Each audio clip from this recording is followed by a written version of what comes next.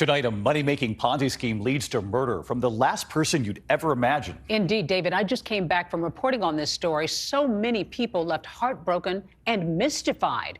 An all-new 2020 begins right now. Tonight, the trial so many have been talking about, with details you haven't heard until now. It was just greed, more greed after that. What is this weird nightmare that's visited upon this couple?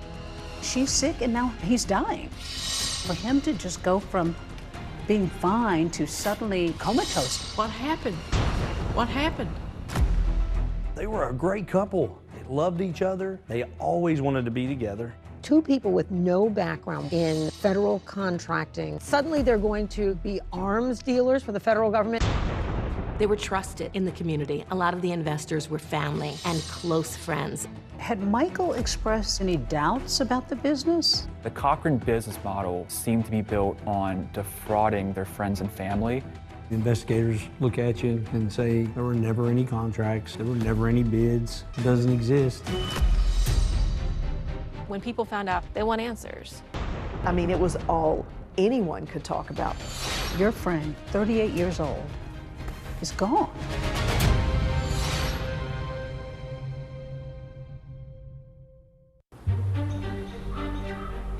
Behind all the raw beauty in the untamed West Virginia mountainside are deep-rooted secrets, lies, and betrayal, and a small, close-knit community is upended. I was just calling to see if you knew when everything surrounding the investigation is going to be over. I don't understand what you mean by the investigation.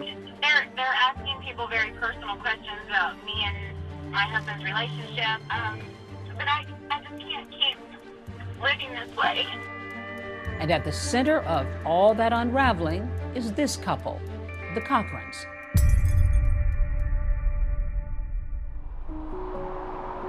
It was on a Tuesday night on December the 23rd, 1980, 10:36 p.m. Michael Brandon Cochran was born into the world. Tell me about Michael as a boy. He was a good kid. He always minded me. You know, Eddie came into his life when he was 8 years old. When I met Michael, he had like a rat tail haircut and with the spiked hair. We just kind of developed a good, warm relationship. What about sports, though? Ed, he was really into sports. Oh, yeah. He was playing like the pee-wee baseball. You could just tell right then. He just took to it and was just like a natural. And Michael Brandon was always playing baseball, basketball, football. He lifted weights as a hobby. He had a weight bench in his room. He got his first Sandfield barbell set around 10 or 11 years old. And he would just go in there and turn his music up loud and just start working out. He just loved being healthy. Of course, he loved the muscles. He loved the way it made him feel. In high school, they started having like powerlifting competitions. And Michael, he got first place. We were really proud of him. At age 17, Michael meets a girl named Natalie Jessup, also 17, during a trip to the mall. It will change his life forever. We had to go out to the sporting goods place one day, and there she was working behind the counter. And she was flirting with him really bad, you could tell that. And then the next thing I know, they were dating. She seemed to be a relatively driven student in school. She was passionate about what she did. She loved her family. After high school, both Michael and Natalie head off to West Virginia University, where he studies computers and she studies to be a pharmacist. The two freshmen had just started their first semester at WVU when Michael's mom, Donna, gets a call from Natalie. They got engaged in November of 1999. And when Michael got on the phone, I just said, Michael Brandon, what in the world are you doing? Were you happy for him to be marrying Natalie? I wanted him to wait. He had just graduated high school like maybe 5 months before. And I wanted him to just, focus on his schooling. And then 6 months later, they were married. The couple are the picture of happiness in their wedding photo. After graduation, they later have 2 children. And after 6 years of marriage, they settled in Daniels, West Virginia, here in this colonial home. It's a beautiful home on almost 4 acres of flat land. Michael renovated that house. He just completely gutted it and remodeled it from top to bottom.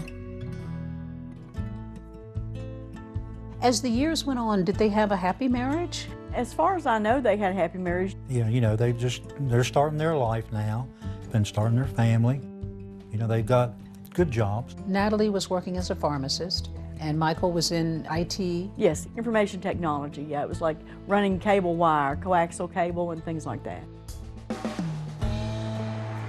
Life in West Virginia can kind of be summed up as like, here people really focus on work, family, and their faith. How was Michael as a dad? He was a proud dad. He doted on his kids and was a good provider, was involved with them, the school activities and stuff. The couple gets involved in their community. He was a football coach and he was a baseball coach. And wherever Michael was, you'd find Natalie working the sidelines. She was a sports socialite. When Michael was the coach, she was the one you got all the information from. She was the one that ordered the uniforms and got your sizes. He loved sports, and that was probably our biggest connection. Our family would see their family at games, and that's really how it got started, is just loving sports and hanging out. Are there stories that you remember that when you really do think back to you all as couples, it kind of warms your heart that you remember? Oh, yes. Yeah. Mike and I, we won a lot of championships together, coaching our kids. Chris and Jennifer Davis bonded with the Cochrans over Little League, their young families, and church. They even went on vacations together. Chris, a lawyer, was hired by Michael for a legal matter, and the two became friends. What was it that made them sort of fit into your world? It was really the family aspect. They were a great couple. They loved each other. They always wanted to be together. We gravitate toward friends who are always together and love their spouses, because we're always together. So you were really close. Yes, we were very close. So at some point then you discover that one of your sons has diabetes. Initially it's very grim because it's, hey, this is what this is. It's never going to change, and this is what it's going to require. Coincidentally, Natalie happened to specialize in diabetes management. How helpful was that for you in the beginning? Tremendous. Tremendous. She was amazing. Like, she just gave us all the information we needed, because you learn as you go. So she understood how insulin could affect the body. 1,000%. Then, seemingly out of the blue, the Cochrans make a career change and open a new business. So they seem to be doing well. Oh, absolutely, yeah. They're doing very well. I invested and I spent $256,000. And this new venture will lead them straight to the CIA.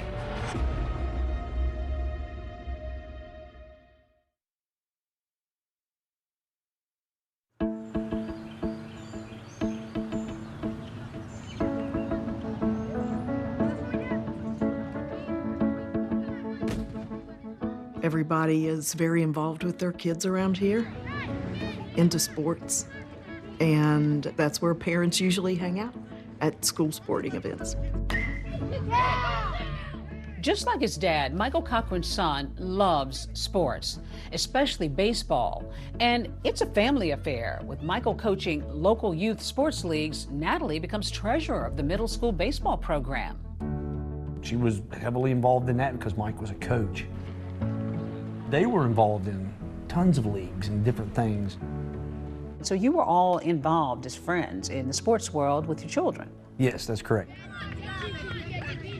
We met the Cochrans because I had put my son into the draft for the Little League Baseball.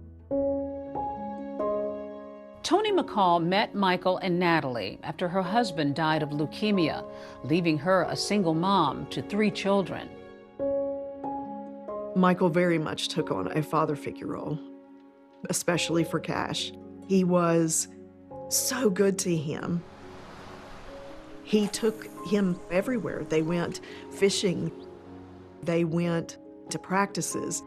It was the dream come true to have that father figure when you don't have one for your kids and you want one.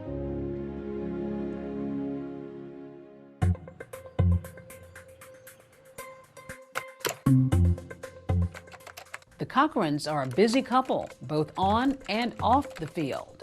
They open a business that is supposed to provide supplies to the federal government. It's called Tactical Solutions Group, or TSG, and they soon begin looking for big investors to help them pay the upfront money that is sometimes needed for government contracts. And to everybody's surprise, Natalie up and quits her job as a pharmacist, jumping into the new business completely. Great, you know, I mean, if you can quit your job as a pharmacist, like, oh, wow. By all accounts, the new business appears to be flourishing. They were building onto their house, and they put up a new fence. Mike got a car. So they seem to be doing well. Oh, absolutely, yeah. They're doing very well. Natalie tells friends they were inspired by that movie War Dogs, the one about two men with no experience in the defense industry who become arms dealers to the U.S. military and get in way over their heads. They call guys like us war dogs, bottom feeders who make money off of war without ever stepping foot on the battlefield. When she told me that we're going to make all of our employees watch War Dogs as like an onboarding video, I said, well, you do realize that the guys went to jail, right? It might surprise people to know that any civilian can seek a government contract. All you have to do is register, and then you can start bidding. It can be a small business, an individual, a nonprofit agreeing to provide goods or services to the government at a specific rate at an agreed upon time. The process is you discover the contract, you bid on the contract. And if you're chosen, suddenly you're in business with the U.S. government. The Cochrans' website for their business, TSG, boasts impressive clientele from within the government, including the Department of Defense, FEMA, Homeland Security, and the CIA. Tactical Solutions Group was supposed to be a whole goods seller, so they could sell healthcare equipment, masks, firearms, and various things like that. Michael Cochran would spend hours sifting through all of these government contracts, and he would tell Natalie what he'd found. She'd go to the investors and say, Michael found the most incredible investment. What did you know about what this business was all about? They got this niche, a woman-owned small business. The idea of the federal government will pay $50 for a $10 hammer. You just got to be able to get in there and get the contracts and fight with the big guys. And all the couple needs now is a little startup cash. Most of their investors were friends, family, people that they knew. We invested $245,360.69. That was our retirement savings. Michael's mom, Donna, remembers the first time Natalie approached her about investing in the family business. Do you remember what she said? Yeah, she asked us if we wanted to do the government contract. She said that she wanted to help us out, you know, when we got ready to retire. At what point did you decide that maybe this was something you might be interested in getting involved in? About a month later, she told me that she was doing it for her parents, that they'd made $60,000 in 5 months. And so we thought, well, you know, maybe we'll give it a try. That's a pretty good return. Yes, ma'am, it sure is. Donna Bolt says her daughter-in-law claimed she could get her initial investment back with profit, sometimes in as little as 10 days. So when they come to you for a potential investment, what's your initial thought? Well, my initial thought was, sure. The Cochrans' close friends, Chris and Jennifer Davis, say the couple approached them after church saying they needed some major cash to fulfill a contract for dental labs, saying if they didn't get the money right away, they'd lose the entire contract. But it was more than just, hey, do you want to invest? There were supposed to be dental facilities on military bases. That's why we couldn't see any of the documents. Because she knew I was going to ask that. I was like, well, what's the well, you can't see it, you don't have authorization. We can't do that because it's Department of Defense. And so we were like, sure, yeah, man, we'll help out. How much were you investing? $511,000. When Chris Davis hears who's investing, he says it seems like a safe opportunity. I trusted all those names and people in the community. So if they were involved, it must be sound and good. Absolutely. The names that were lining up, it fit. Like, okay, these people aren't going to do anything crazy. Tony McCall says the circle of trust was how she too decides to invest. She had pulled someone in that I was close to and had been getting them to do contracts. She says that person calls one day with an opportunity for the two of them to go in on a contract, but they've got to do it immediately. It pays out in 45 days, but you have to do it right now. Like eBay, she bids at the very last minute so that nobody can go in and bid over top of her. But you have to tell me right now. And so I did it. I spent $256,000. By all accounts, it seemed to be a safe bet. The Cochrans appear to be doing well. I had seen the money that they were spending. They had multiple vehicles, they had motorcycles, they were buying trips overseas. The Cochrans are living the high life, but then suddenly the Youth Sports League is broke. This ain't good. I really felt in my heart that something was going on. You don't have anything, it's all spent. Could something be afoul at the Little League?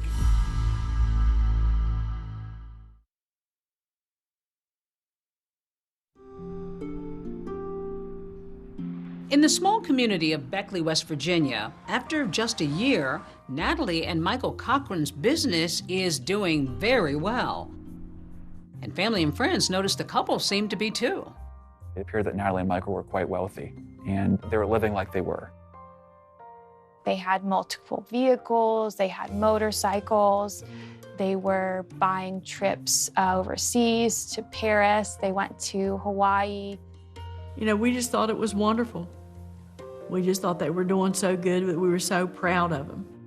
I mean, they had 3 homes, a pickup truck, motorcycles, a nice antique car. Him and Natalie drove up in a 1965 Shelby Cobra. It was a kit car. It was just something that they bought, and we were just very happy. We even took a ride in it.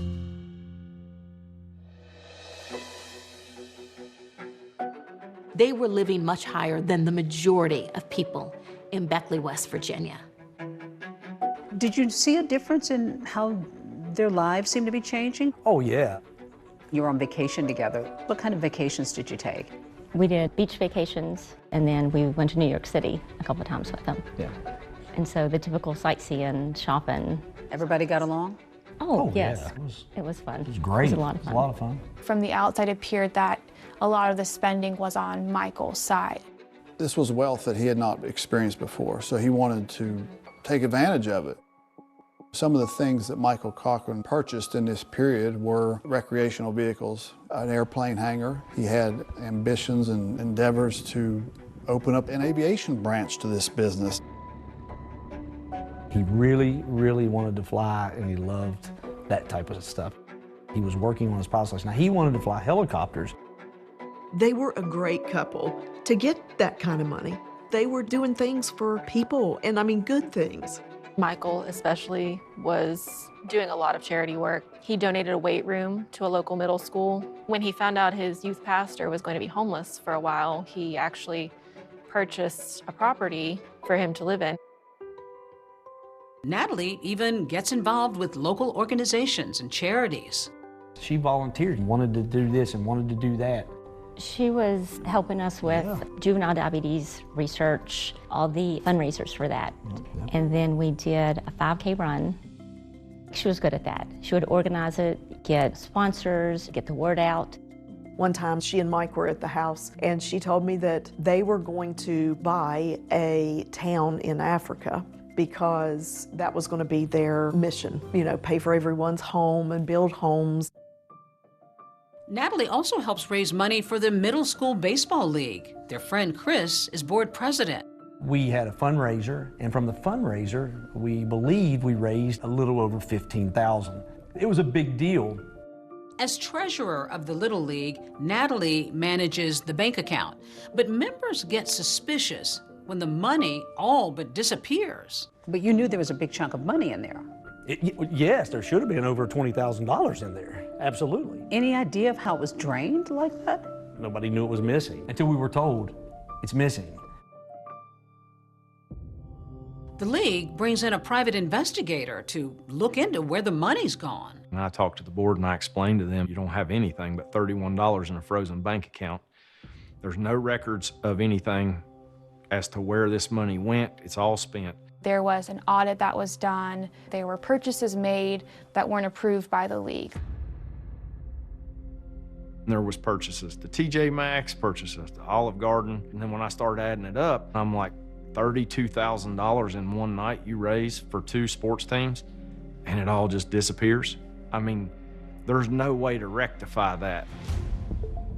Questions are now swirling over the missing money and if Natalie could be involved. And when some investors with the Cochran's business get wind of it, they're getting concerned about the money they've been promised. As time is going on and you're not hearing anything, are you starting to panic at all? We'd ask. We'd say, Natalie, we need our money. I said, our car's going to break down. We need the money back. She would say, it's coming, I promise. And then she would send me text messages and say, your money is going to be deposited in your bank account within the next 24 hours. And we'd wait, and it was never there. You didn't get anything? No. Donna says that any communication she had about the couple's business was typically with Natalie, not her son. Every time that I received any kind of a message, it was a text message from Natalie.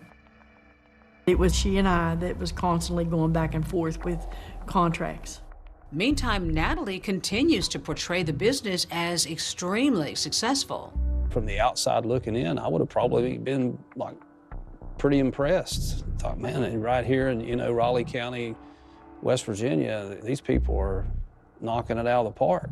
One investor says it's astonishing how much money Natalie says she's pulling in. She did give me a number at the time. This was like $343 million we're going to have to put in this bank. That was a little hard to believe. Natalie and Michael tell a local bank their business is worth more than $500 million when they apply for a $100,000 loan. Was her business worth $500 million? No, absolutely not. It turns out the Cochran's business is not what it appears to be. I said, in pure West Virginian, this ain't good. I really felt in my heart something was going on. The fundamental problem is that it was all a lie. And when secrets come to light, it's far worse than anyone could have imagined.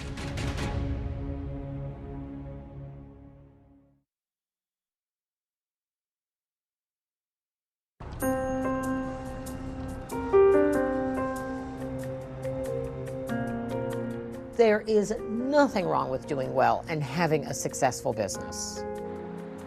The Cochrans and their business, Tactical Solutions Group, put themselves out to be legitimate government contractors who were bidding on legitimate government contracts. She always made all of them look like they were good investments. The problem is there never was any legitimate income flowing from government contracts. All the money and cash flow is coming from investors. There were no contracts. There were never any contracts. There were never any bids. It doesn't exist. The businesses didn't exist at all, really, legitimately. They existed on paper. It was clear that it was a Ponzi scheme. When it comes to a Ponzi scheme, there's no real business. There's no money being generated. Early investors get paid by new investor money, like shifting poker chips from one pile to another. And as long as the money's coming in from new investors, the Ponzi scheme can continue. If you're just taking one investor's money and giving it to another investor as if it's a legitimate return on their investment, that's a fraud. I said, no, these are friends of mine. I've seen what they've done in the community. Successful Ponzi schemes almost always rely on trust, and you often find that people start very close to home. The Cochran business model seemed to be built on defrauding their friends and family. Many of them knew them their entire lives. and they had no reason to not trust them. It would hurt a lot less for this to have been someone that I didn't know that had scammed me out of money. It would hurt a lot less. I was already wounded from my husband passing away, and my kids the same. These were friends, neighbors, and family members who were defrauded, and the question is whether Michael knew about it. Michael was not the brains of the couple. He was a great guy, but Natalie was the brains of the operation. And Michael would look for contracts on the government website, and then he would give them to Natalie, and she would make the bid. Had Michael expressed any concerns, any doubts about the business to you? Not about the business. He was stressed about the government. He did not understand why the government will not give them their money, and he just couldn't figure it out. How can they do this? But of course, the federal government didn't owe the Cochrans any money because they'd never conducted any business with them. Michael Cochran was asking her questions very similar to the questions being asked by the investors who were trying to get their money back. She was giving the same excuses to Michael that she was giving to the investors. Natalie would tell me, we're being audited, there's a government shutdown. There was always some excuse with her. The lives and paychecks of some 800,000 federal workers hanging in the balance. Around Christmas time in 2018, there was a government shutdown, and it lasted until January 25th of the following year. Day 32 of the government shutdown, now beginning its second month. We have never seen this. Natalie used this whole government shutdown to her advantage. Her investors were coming and saying, we want our money. We'd like to pull it out. And she would say, well, I can't. The government is shut down. There's no way to get access to your money. They're not paying anybody. She had a never-ending list of reasons that they were not seeing their returns.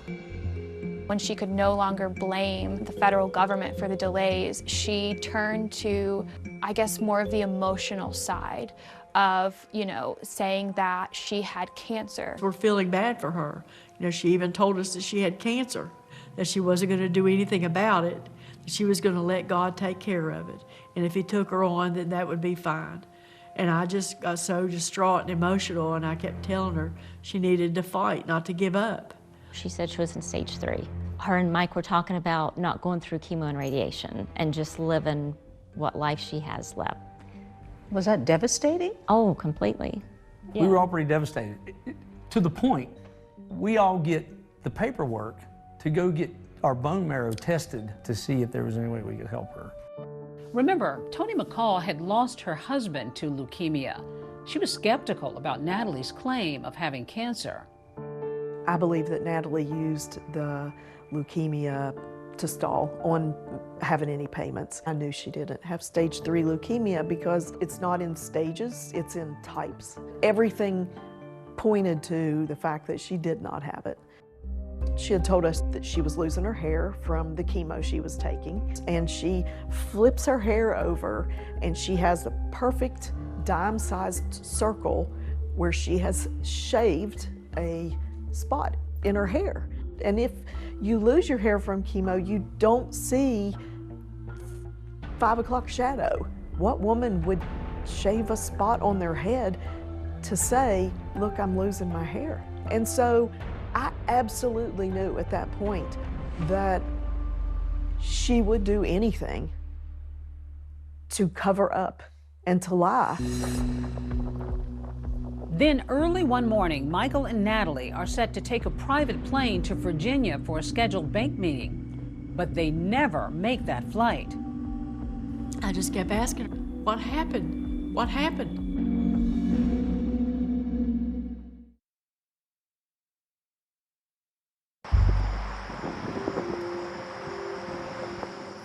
On the morning of February 6th, the plan was that the Cochrans, Michael and Natalie, were going to fly to Virginia to visit the Bank of America there. She had text messages going with me and Jennifer. So the morning of February 6th, they were going to go take a flight. She said she was too sick to fly. She had the flu and the norovirus, and it hit her so hard because of her cancer. She had gone to the doctor, and they put her on such a high dose of steroids that her blood sugar was elevated. She had asked to borrow a vial of insulin. So she needed a bottle of your son's insulin? Yes. And I told her that Chris was getting ready to leave the house, that he could drop it off for her. Chris drops the insulin around 10:30 that morning. Jennifer and Chris receive a photo about 2 hours later, around 12:30, of Michael laying unconscious in the Cochran's kitchen floor. Michael was laying in the fetal position in the floor in his kitchen. So she sends a photo out of him on the floor? Mm-hmm. Yeah. And my reaction in the text was, is he okay? What's going on? He's fine. The contractors are here, putting him on the couch. Okay. Michael is moved from the floor to the couch. People start coming into the home saying, hey, you should probably take him to the hospital. Throughout the day, some of the couple's friends come to the house while others text Natalie, worried about Michael. Every time we would check on him, we would get, he's fine. He's going to sleep it off. He's going to sleep, he's sleeping it off. She said that he was sleeping it off on the couch. The wording of the messages were as if she was communicating with him. He won't go to the hospital. Oh. He won't go to the hospital? Yes, when she says he won't go to the hospital, in my mind, I'm thinking that he's told her, I'm not going to go to the hospital. Almost unilaterally, all of Natalie's friends were urging her to take Michael to the hospital, and Michael needed medical attention. And so you're looking at close to 8 hours that this man, that he was incapacitated. He was unconscious, he was on the couch, and pretty much unresponsive. I get a message at around 6:30. I'm at Gavin's basketball game. And the message says, can you come by after the game? Chris Davis shows up and insists that they take Michael to the hospital, and they load Michael in the car. I knew something was wrong. He's just totally unresponsive. I was like, well, I said, he's gotta go to the hospital. He's been unconscious for 7-8 hours. Like, we're getting him to the hospital. Michael got to the ER at Raleigh General Hospital. His blood glucose was at 21. He was critical, and he was intubated. A blood glucose level of 21 would be extremely low, dangerously low, and basically result likely in some sort of massive cognitive dysfunction, coma, seizure, or even death. Michael's parents are at home that night with no idea of their son's condition. We came home from church, watched a little TV. I was in the bed. Eddie brought me my phone. He said, you got a text message from Natalie. It's 10:30 at night. Concerned by such a late night text, Michael's mom, Donna, checks Natalie's message. She sent me a picture. There's Michael Brandon in the bed, and he's on the ventilator, unconscious, unresponsive. The Davises also received texts from Natalie showing Michael in the hospital. I just kept asking her on text message, what happened? What happened? Doctors determined that Michael is suffering from cerebral edema. Cerebral edema is the medical term for swelling in the brain. We usually think about cerebral edema in the setting of a big bleed or a traumatic event. Michael Brandon, he was fighting to breathe. He was trying his best to live.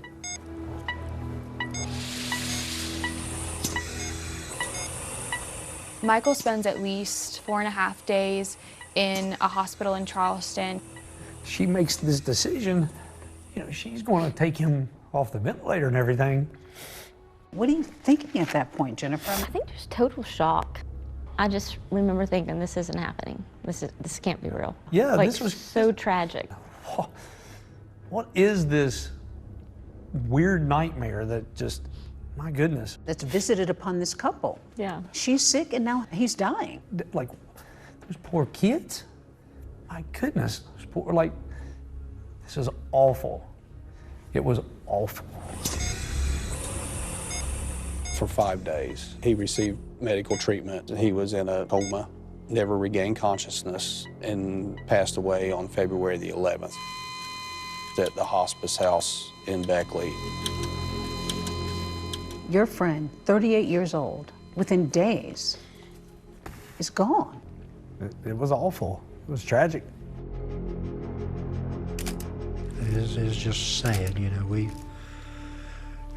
went to the funeral. It just all seems surreal. Everything's just kind of like you're like in this fog, you know.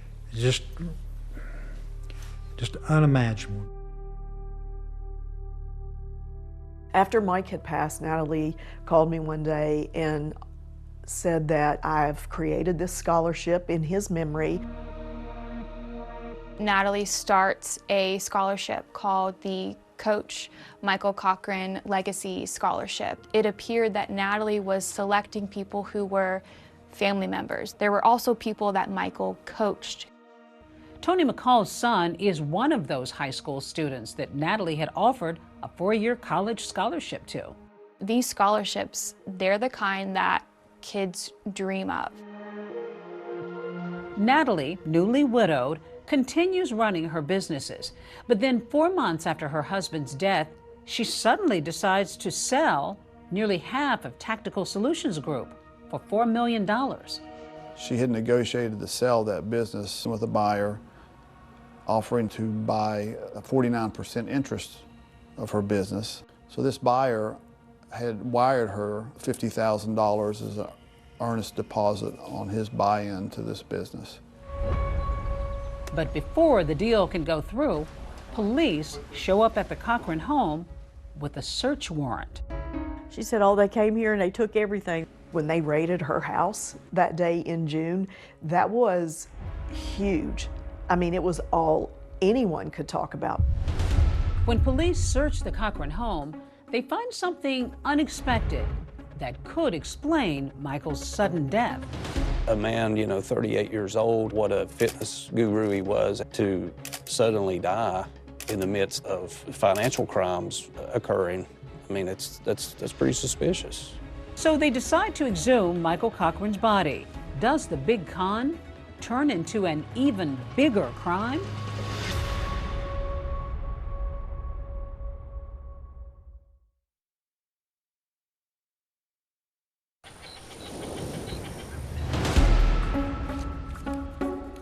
At first, this was just a Ponzi scheme investigation.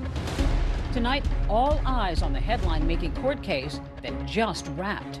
The interest in this case was huge. Police are investigating the death of Michael Cochran. To suddenly die in the midst of allegations of financial crimes, that's pretty suspicious. So you think he was duped as well? 100% I believe that. The defense counsel made it clear they were living this lavish lifestyle. So how couldn't he have known that this was a Ponzi scheme? Natalie weaved such a web of lies, keeping us all drinking the Kool-Aid. They open the fridge, they find the vial of insulin. That was huge. Did anybody take insulin in the house? No. I said, insulin, what are you doing with the insulin in the refrigerator? Prosecutors called that the murder weapon. What keeps Gavin alive, she used to take life. Just in shock. I'm still in shock. The defense can say, maybe he died of something else. I know that he took steroids and he took many other supplements. He was a ticking bomb. Your daughter-in-law is being accused of killing your son. I mean, how do you kill somebody that you're supposed to love?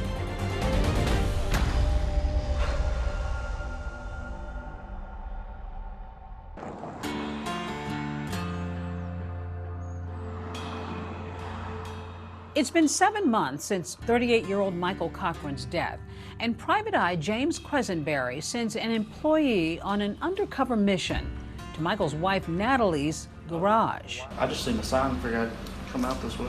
Oh. She was selling a bunch of things and items at her house. This is security camera cable, and then this is Ethernet cable. He's there to secretly get a closer look The question was still out there of whether she was sitting on a pile of money, all these different questions. You don't want to sell the rest of anything else? Not really. I'm going to keep those for my son. My husband passed away, so my dad helped me go through it, and we kept things that my son might use when he grows up. So. Okay. Had there been something there that shouldn't have been there, would have turned it over to law enforcement. She's all smiles and looking at him and trying to be polite, and as soon as he turns his back, she changes her look, like her whole demeanor changes.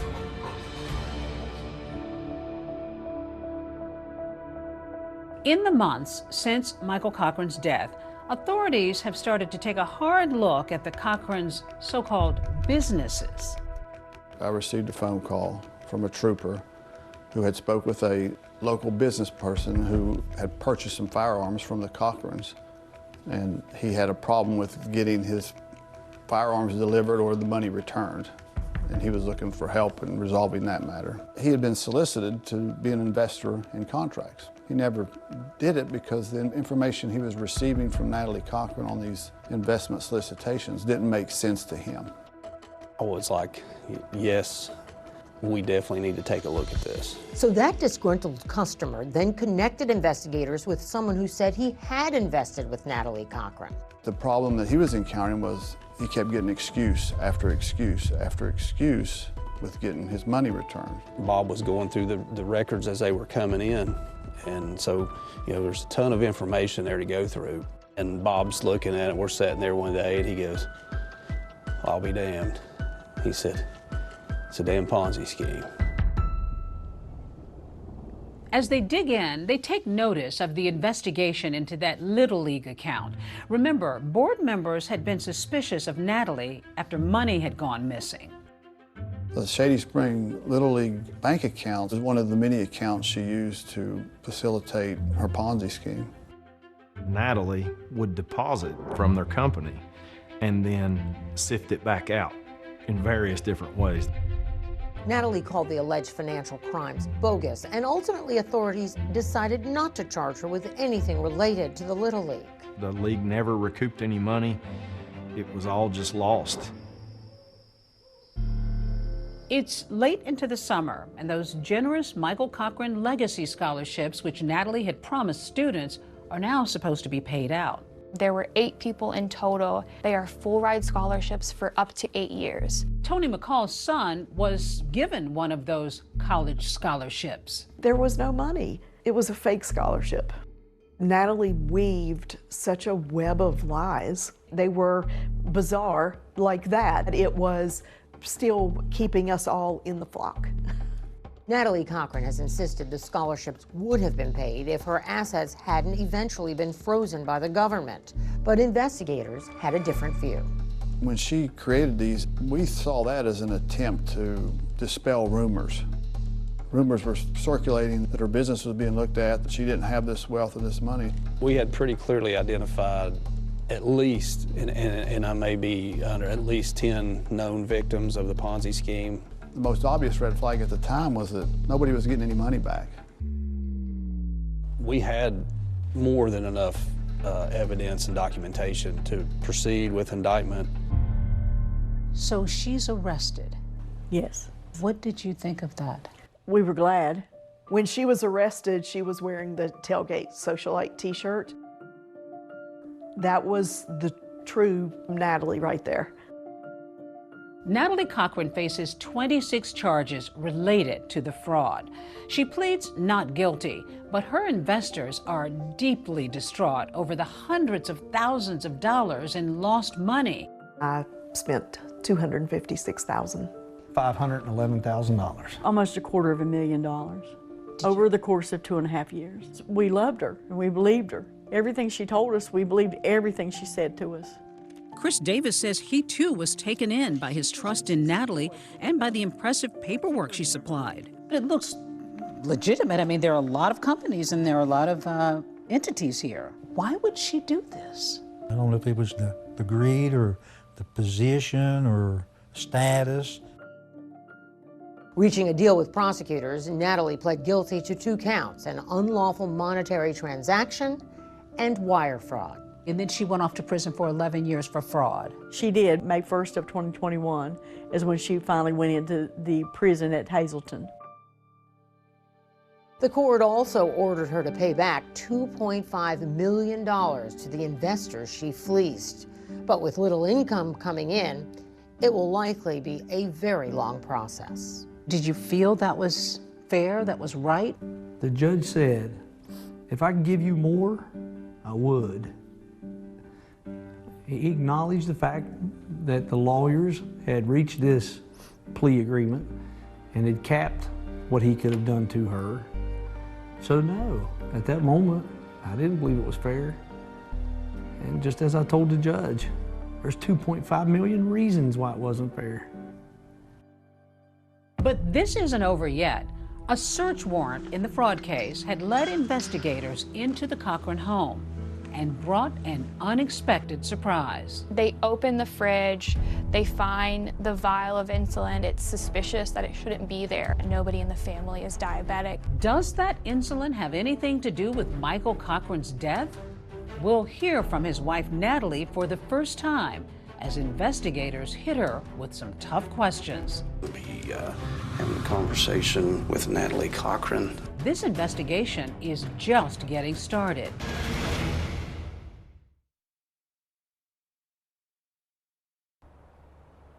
At first, this was just a Ponzi scheme investigation. But as authorities investigate the fraud case, they also began questioning Michael Cochran's unexpected death.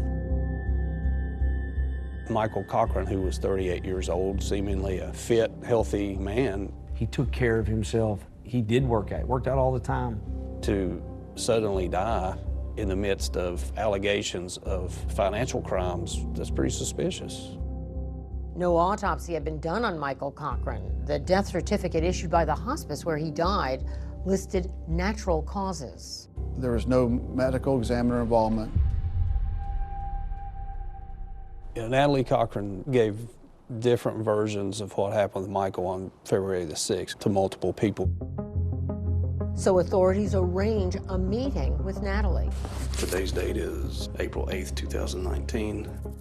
I explained to her we were looking into Michael's death. Natalie, just tell me how things progressed with Michael. February the 6th, whatever day we took him to the hospital, he went to the kitchen and all of a sudden he started throwing up in the sink. And I heard him hit his head, and then I went in there and he had fallen. And so I didn't know what to do because Michael was very adamant after he got out of the hospital last time. He said, if you ever take me to the hospital again, you're going to be dead. It turns out Michael had been hospitalized for several days back in November for potential exposure to black mold. Natalie says she thought one of his training supplements could have been making him sick. It was her belief that Michael had taken an overdose of this supplement that she alleged was coming from Mexico. I'd always been arguing that that's not safe. It even came in a bottle that said for animal use only, not for human ingestion. It's like syrup. Right. We're taking it to gain mass and to keep his stomach cut up. Gotcha. And it also had an insulin component in it, but bodybuilders can manipulate insulin to cut muscle. She introduces insulin in the discussion as part of Michael Cochran's weightlifting regimen. Mike was all about, he was just very into body. Is there any chance that he would have purposely taken too much of that? He did purposely take too much. He was trying to super load. There was always this effort to make sure that there was an explanation for insulin being somehow involved in Michael's death. In the third conversation, she brought up that Michael was injecting with insulin. She had done a complete pivot from where it was all this supplement. Now Michael's injecting insulin. The insulin he was doing through injection. Correct. He would inject it before meals so that it would cover any carbs that he ate. Insulin is used primarily by diabetics to essentially help us regulate the blood sugar in our body. He wasn't diabetic, obviously. No.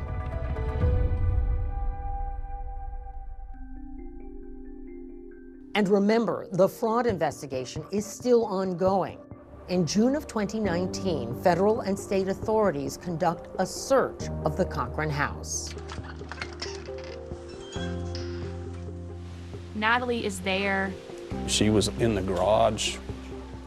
The search warrant was done based off the financial crime information investigation only. We anticipated finding additional evidence regarding this Ponzi scheme. But they found something else they didn't expect. Sometimes things happen in investigations that you call it fate. I started rummaging through the refrigerator, and there's this bottle of insulin sitting right there. It shouldn't be there. Nobody in the family is diabetic. That was huge. Where did it come from? Whose is it? Natalie's got the same answer for authorities and for Michael's mother. She said, oh, they came here and they took everything. And she said they even took the insulin out of the refrigerator. Now, what did you make of that? Did anybody take insulin in the house? No. I said, insulin, what are you doing with the insulin in the refrigerator? I keep that here, she said, for Gavin when he came over, if he needed a shock, because he's a diabetic. You believed it? We did. Remember, Gavin is Chris and Jennifer Davis's son. They tell authorities they never stored his insulin at the Cochran house. But then they recall the bag they left for Natalie the morning Michael collapsed. The investigator said, did she ever borrow insulin from you?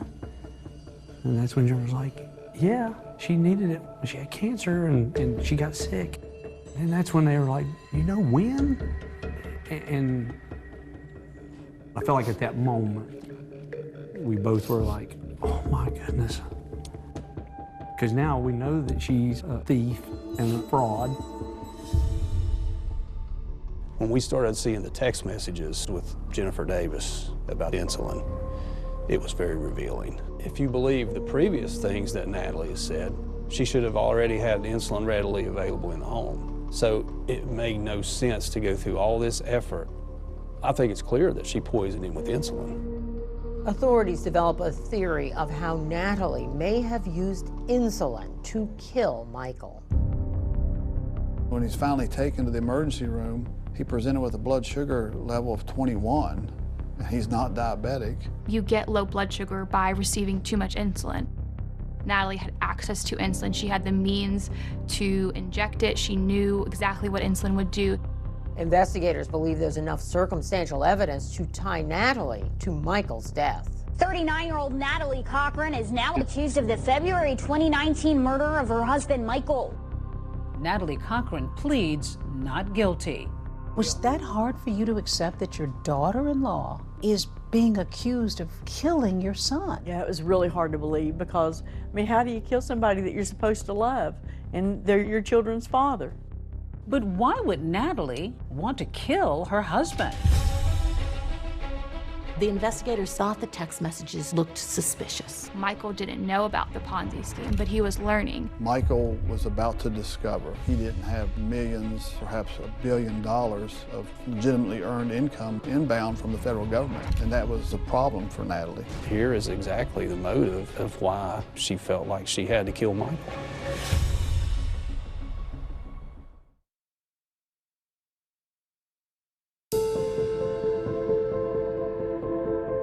Opening arguments began today in the Natalie Cochran trial.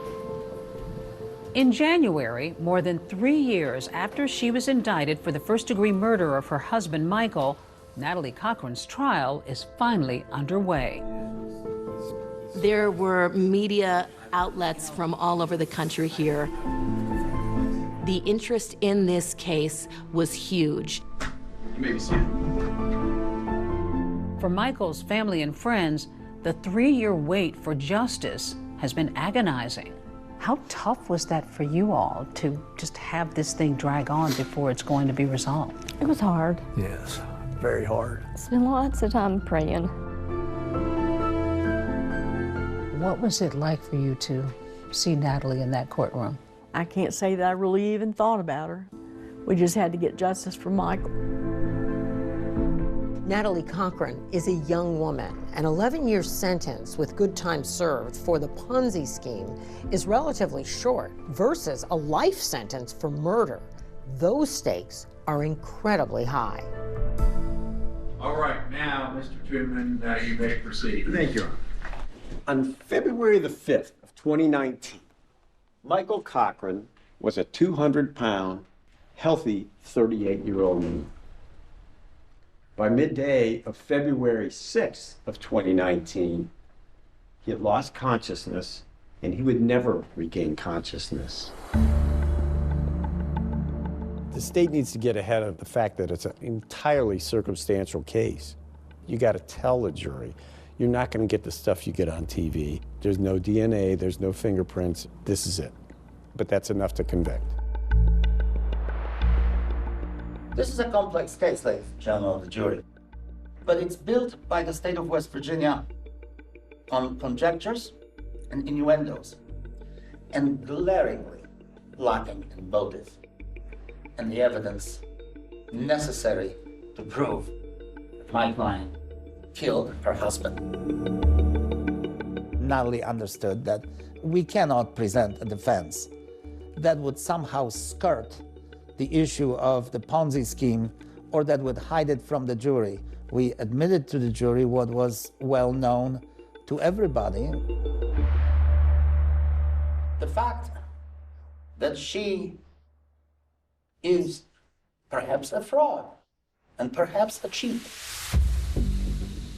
and that you wouldn't perhaps want to invite her home for Sunday dinner, that you wouldn't like her, does not translate into being a murderer.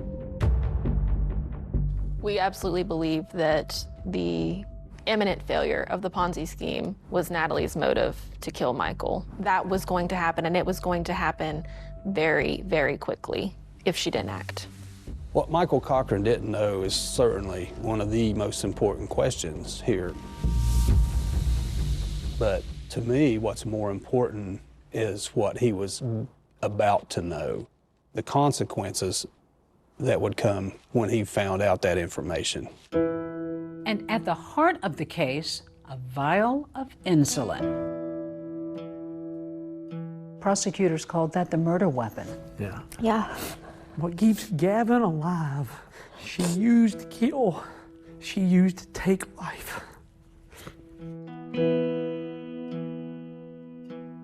On the morning of February 6th, Jennifer Davis remembers getting a text from Natalie asking to borrow that insulin. She testifies about that exchange. Can you just explain to me what's going on in this conversation? She said that her and Mike, they were both sick, and she had to start taking small insulin shots. Did you provide that insulin to her?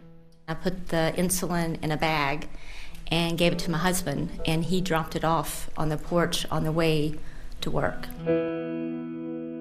Several hours later, Natalie sends Jennifer a picture of Michael unconscious on the kitchen floor.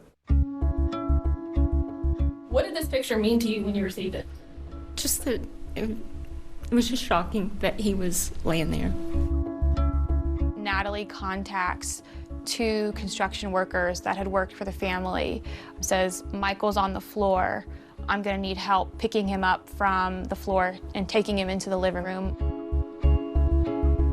So after Chris Davis drops off the bag of insulin, Natalie sends out a text.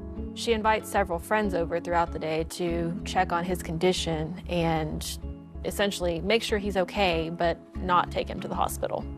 In a statement to ABC News, Natalie Cochran says that, quote, Mike hated the hospital. He threatened several people that we better not take him back. Stephanie Hamilton, a physician's assistant, came over to check Michael out and found him non-responsive. What did you specifically notice?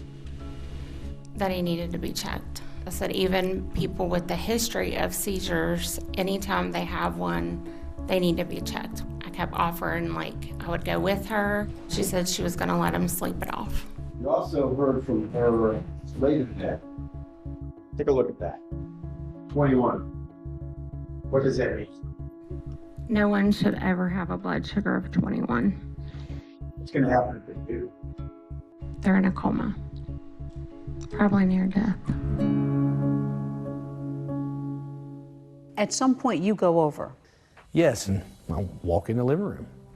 He's laying on the couch like he's sleeping. What did you do? So I go over to him. I just remember saying, man, hey, buddy, I'm going to take you to the hospital. And that's exactly what I did. But by this time, it's too late. Michael gets to the hospital, but the damage has been done.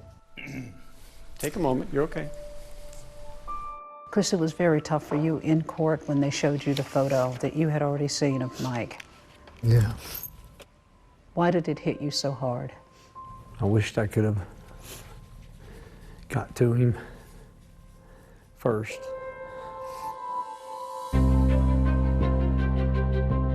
Over 2 days, prosecutors have meticulously laid out the timeline of the day Michael Cochran died. The question now, will they be able to prove that it was his wife, Natalie, who killed him?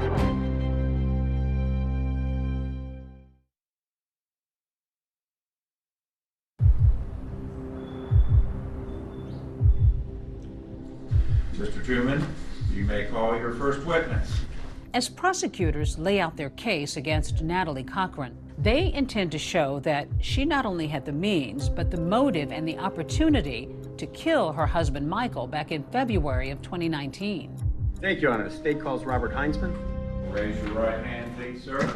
Bob Heinzman was the primary investigator of the defendant's Ponzi scheme, and he explained there was really no evidence that Michael knew what was going on. Now, the defense has floated the theory that Michael Cochran was up to his eyeballs in this Ponzi scheme. From your investigation, do you have any evidence that would support that? He believed that they had obtained contracts and that they would be receiving money for these contracts. Do you have any evidence that he knew that this was a fraud being carried on? No.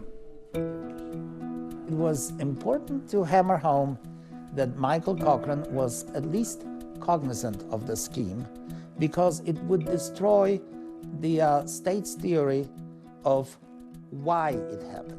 Have you, in your thorough investigation of this case, talked to the children of Mr. and Mrs. Cochran? No. Would it surprise you if I told you that they observed their parents work on the federal contracts, and you're telling this jury that he had no knowledge of these contracts? I'm not telling the jury that. I said that he knew about the contracts that he was led to believe were bid on by their business. The investigation had revealed that Michael was beginning to ask some really tough questions of Natalie about where the money was going. The day before, February 5th of 2019, it was arranged by the Cochrans to charter a flight from Beckley down to Lynchburg, Virginia to meet with the Bank of America banker. And of course, that was a meeting that Natalie could never allow to happen because if it did happen, then Michael would know, and that would have been the end of her Ponzi scheme. Court Nexon was an employee of Bank of America. He testified via Zoom in this trial because he's not local. And that was to take place February 6th of 2019, correct? Correct. Looks like they said they were going to fly in, and so we were basically responding to their schedule and setting things up as best we could. Did that meeting take place? Never took place. Natalie was becoming desperate at this point. Prosecutors argue that if Michael was in the dark, Natalie's deception was about to come to light. Putting Jennifer Davis on the stand explains how Natalie got the insulin that she needed to kill Michael. Jennifer, at this point, you were offering to help out a friend in need. Is that fair to say? Yes. Did she accept your offer of help? Yes, she did. She asked if she could borrow a vial of insulin.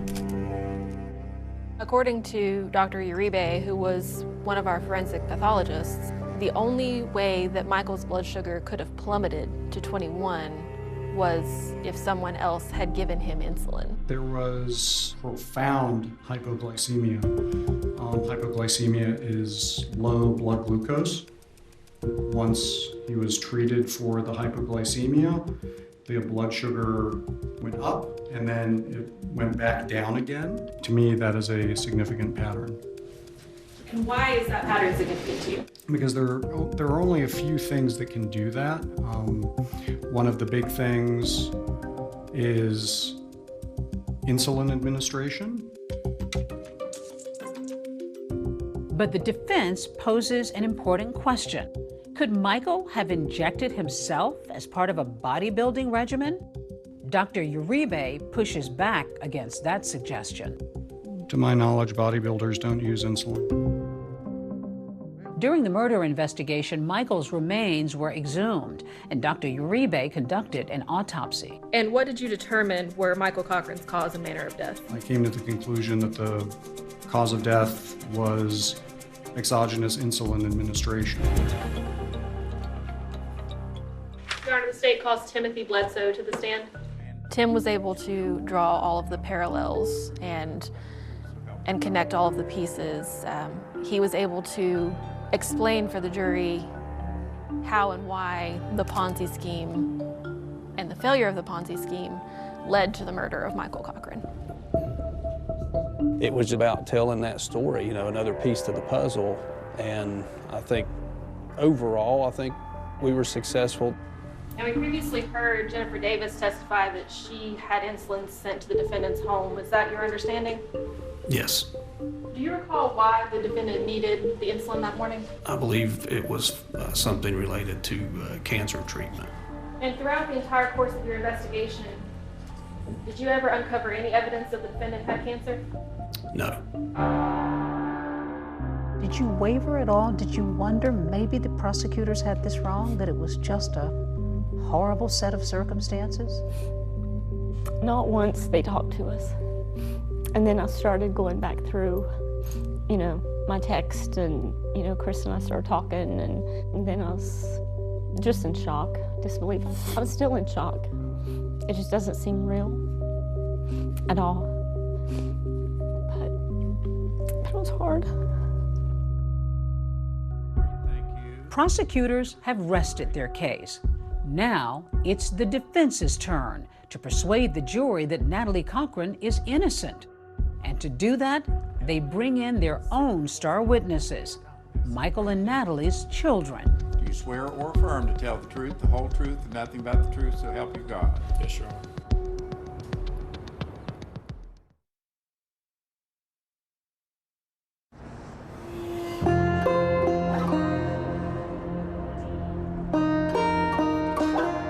The state has wrapped its case of circumstantial evidence.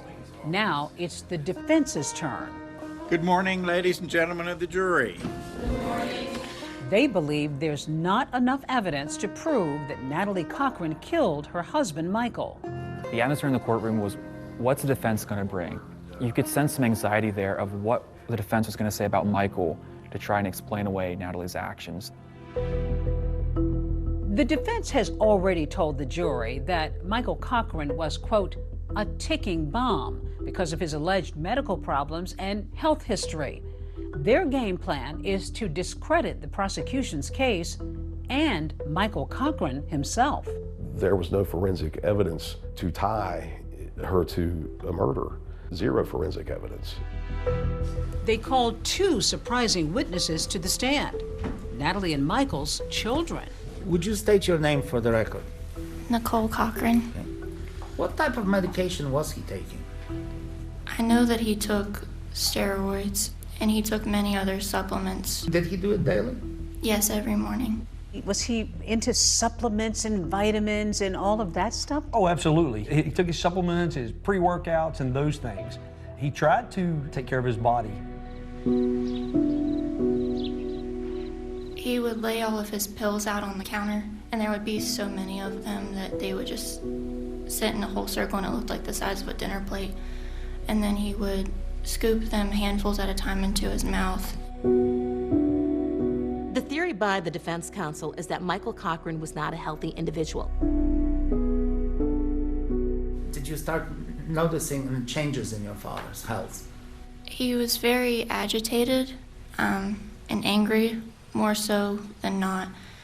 and he was having a lot of headaches. The defense asked the same line of questioning to the Cochran's son, whose face is concealed on the witness stand because he's a minor. Did he ever inject anything? Definitely steroids. He took supplements and things like that. Did he take steroids? He never took any steroids. If you would see him, everything that he has, all the muscles he has, is natural, hard work. Mike wasn't a bodybuilder. He ate too much pizza to be a bodybuilder. Was he fit? He was. Was he in shape? He was. Did he work hard for that? He did. And he was taking things from Mexico, they were saying, things that were not approved by the FDA. What did he get from Mexico, do you know? I don't know the name of the steroid, but it was definitely an anabolic. What was that like to see them testifying on their mother's behalf? You know, they love their mother. Of course, they're going to defend their mother, but the things they said about their father was really heartbreaking. Defense lawyers argue that Michael Cochran was not exactly a healthy 38-year-old, and that his lifestyle led to 4 hospital visits between 2017 and the time of his death in 2019. He got sick, and I feel like around that time is when you could just notice that he started to change a little bit, just forgetting stuff all the time. And he was more aggressive. Towards whom? Aggressive? Towards everybody. Natalie had told friends and family that her husband also suffered from seizures, plus symptoms of black mold poisoning from renovations he did on their house. Oh, had you heard of him having seizures? We were told that he had seizures and he was exposed to black mold. The defense also tries to hammer away at the state's motive, the Ponzi scheme. They claim Natalie Cochran wasn't the only one involved. They say Michael was too. I always saw him working on his computer, and he would say that that's what he was doing. Say that he was doing what? That he was filling out contracts. Did your mother do that? No. Who was working on the contracts? My dad. We had heard that Natalie Cochran was going to take the stand. She had informed the judge that she was going to testify in her own behalf. And at the last minute, she decided that she wasn't going to testify. The jury was extremely attentive, but the jury was never more invested in what was being said than in the closing arguments. All right, are you folks ready to deliver your closing remarks? Natalie was a diabetic counselor and a pharmacist. She knew that injecting insulin into a non-diabetic would cause harm. Is that the action of a planning cold-blooded killer? She would get that insulin ahead of time, not on the day of the murder, and involve 2 witnesses against her right there and then. She chose over and over, after repeated pleas from friends and loved ones, to leave Michael on the couch. It's a horrible tragedy, but a tragedy, not a murder. The state failed to answer a couple of questions, and that is, when did it happen? Where did it happen? How did it happen? There was no deductive reasoning where you would say, well, it was Professor Plum with the candlestick in the study. Well, it was actually the pharmacist in the kitchen, according to the prosecution's theory. She had a clear motive, and you saw that leading up to this date, Michael was about to find out what she was doing to people. Do we know what he was going to do with that information? We never will, because he won't have the chance to tell us. Ms. Cochran is committed crimes of fraud, but that doesn't make her a murderer. We're asking you to find her not guilty. 21 was such a crucial number because nobody's blood glucose should be at that level unless you've had an injection of insulin. A normal blood glucose level would be anywhere from 70 to around 130. 21. And that's the number we're going to rely on to convince you beyond a reasonable doubt that this defendant killed Michael Cochran. Find this defendant guilty of first-degree murder, because that's exactly what she did. The case is now in the hands of the jury. Were prosecutors able to convince them that Natalie Cochran killed her husband? Or did the defense poke enough holes to sow reasonable doubt? People yell out, "There's a verdict," and then people start scurrying to get a seat inside the courtroom. Has the jury reached a verdict? Yes, sir. When that verdict comes back, they were shocked.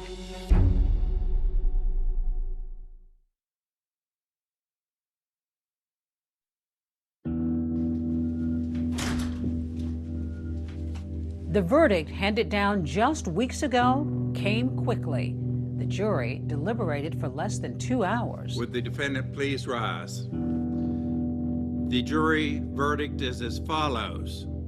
The defendant is guilty of murder in the first degree.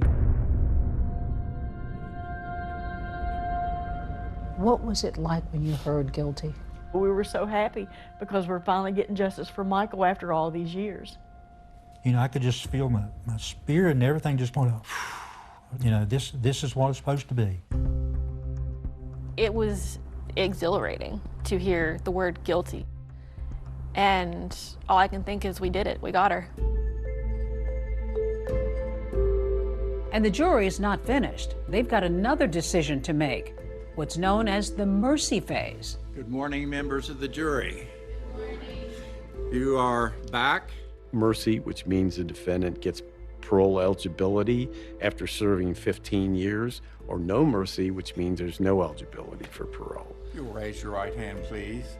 A slew of Natalie Cochran's family, including her mom, tearfully take the stand. I beg. I don't know what else I can say except please give mercy to her. For a second time, Natalie's 19-year-old daughter faces the jury that's already convicted her mom in her father's murder. I missed her at my high school graduation, and I missed her on the day I moved into college. I'm begging you to give her mercy so that I don't have to miss more. Natalie Cochran's family ended up leaving when the family of Michael Cochran, when they were up there. Raise your right hand, please, ma'am. We, along with our family and friends, have sat quietly and graciously and painfully watched and listened as Michael's good name has been murdered time and time again. It was one of the most intense pieces of testimony in the entire trial. This spoiled, evil, narcissistic murderer had seldom, if ever, been denied this which she wanted. She will try to blame my precious son Michael for her evilness and deceit. Do you remember what you said that you felt the strongest about? When I said that please, please, don't give her any mercy, we ask that you please, please, no mercy. She never gave Michael any mercy. I think it was extremely riveting for the jury to see. We, the jury, unanimously do not recommend mercy. Natalie Cochran will spend the rest of her life in prison. But the pain lives on for Michael's friends, Jennifer and Chris, whose son's insulin may very well have been used to end their friend's life. I trusted her, and that's the exact same thing she used and borrowed from me, and that's hard, and that's something I'll have to live with. As far as I'm concerned, justice has been done. She's where she needs to be. You've lost your son, you've lost financially, you've lost a lot. Yes, we have, but we have each other and we're strong for each other. That's the only way we can get by, and because of God. What about your grandchildren? Do you hope to have a relationship at some point with them? Right now, I think it's best the way that it is. I don't see them coming around, and we have to accept it and just go on. Just days after the verdict, I visited with Michael's parents. His stepfather, Ed, took me to a special place they've created to honor their son's memory.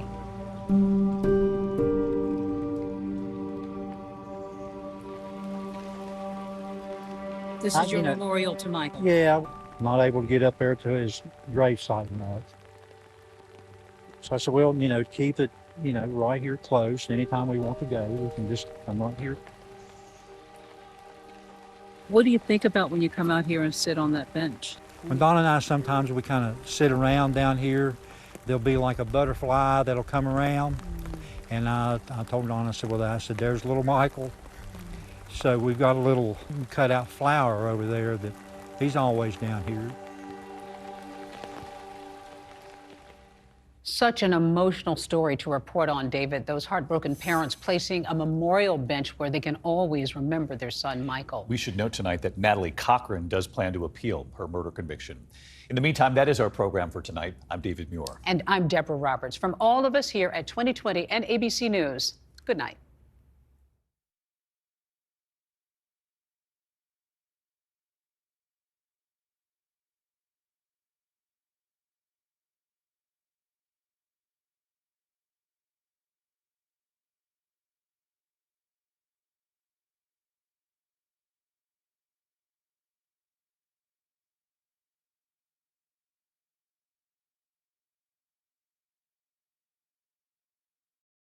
Story once again. He admitted that he had entered her home not to help her, but with the explicit intent of committing a sexual assault. He confessed to raping Nancy and then, in a desperate bid to avoid detection, smothering her to death with a pillow. When asked about the 911 call, he claimed he was heavily intoxicated and could not recall terminating the connection, though he admitted he remained in the residence for approximately 40 minutes after the assault. The final critical question remained: where was Nancy? Chapter 7, The Carrizo Plain. In a stunning turn during the interrogation, Fuentes Flores offered to personally lead detectives to the location where he had concealed Nancy's body. He was placed in an unmarked vehicle, directing a convoy of investigators due east, away from the rolling hills of Paso Robles and toward the arid, desolate expanse of the Carrizo Plain. The journey lasted over an hour, transitioning from fertile agricultural land to a stark desert topography near the border of Kern County. The vastness of the landscape filled the detectives with apprehension, finding remains in such an expansive, wild area is notoriously difficult, particularly after months of exposure to the elements and native wildlife. Fuentes' Flores' demeanor during the drive was quiet and subdued.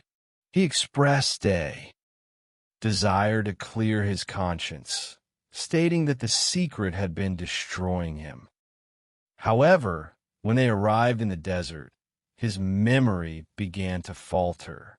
The landscape was repetitive, characterized by dry brush and rolling dirt paths.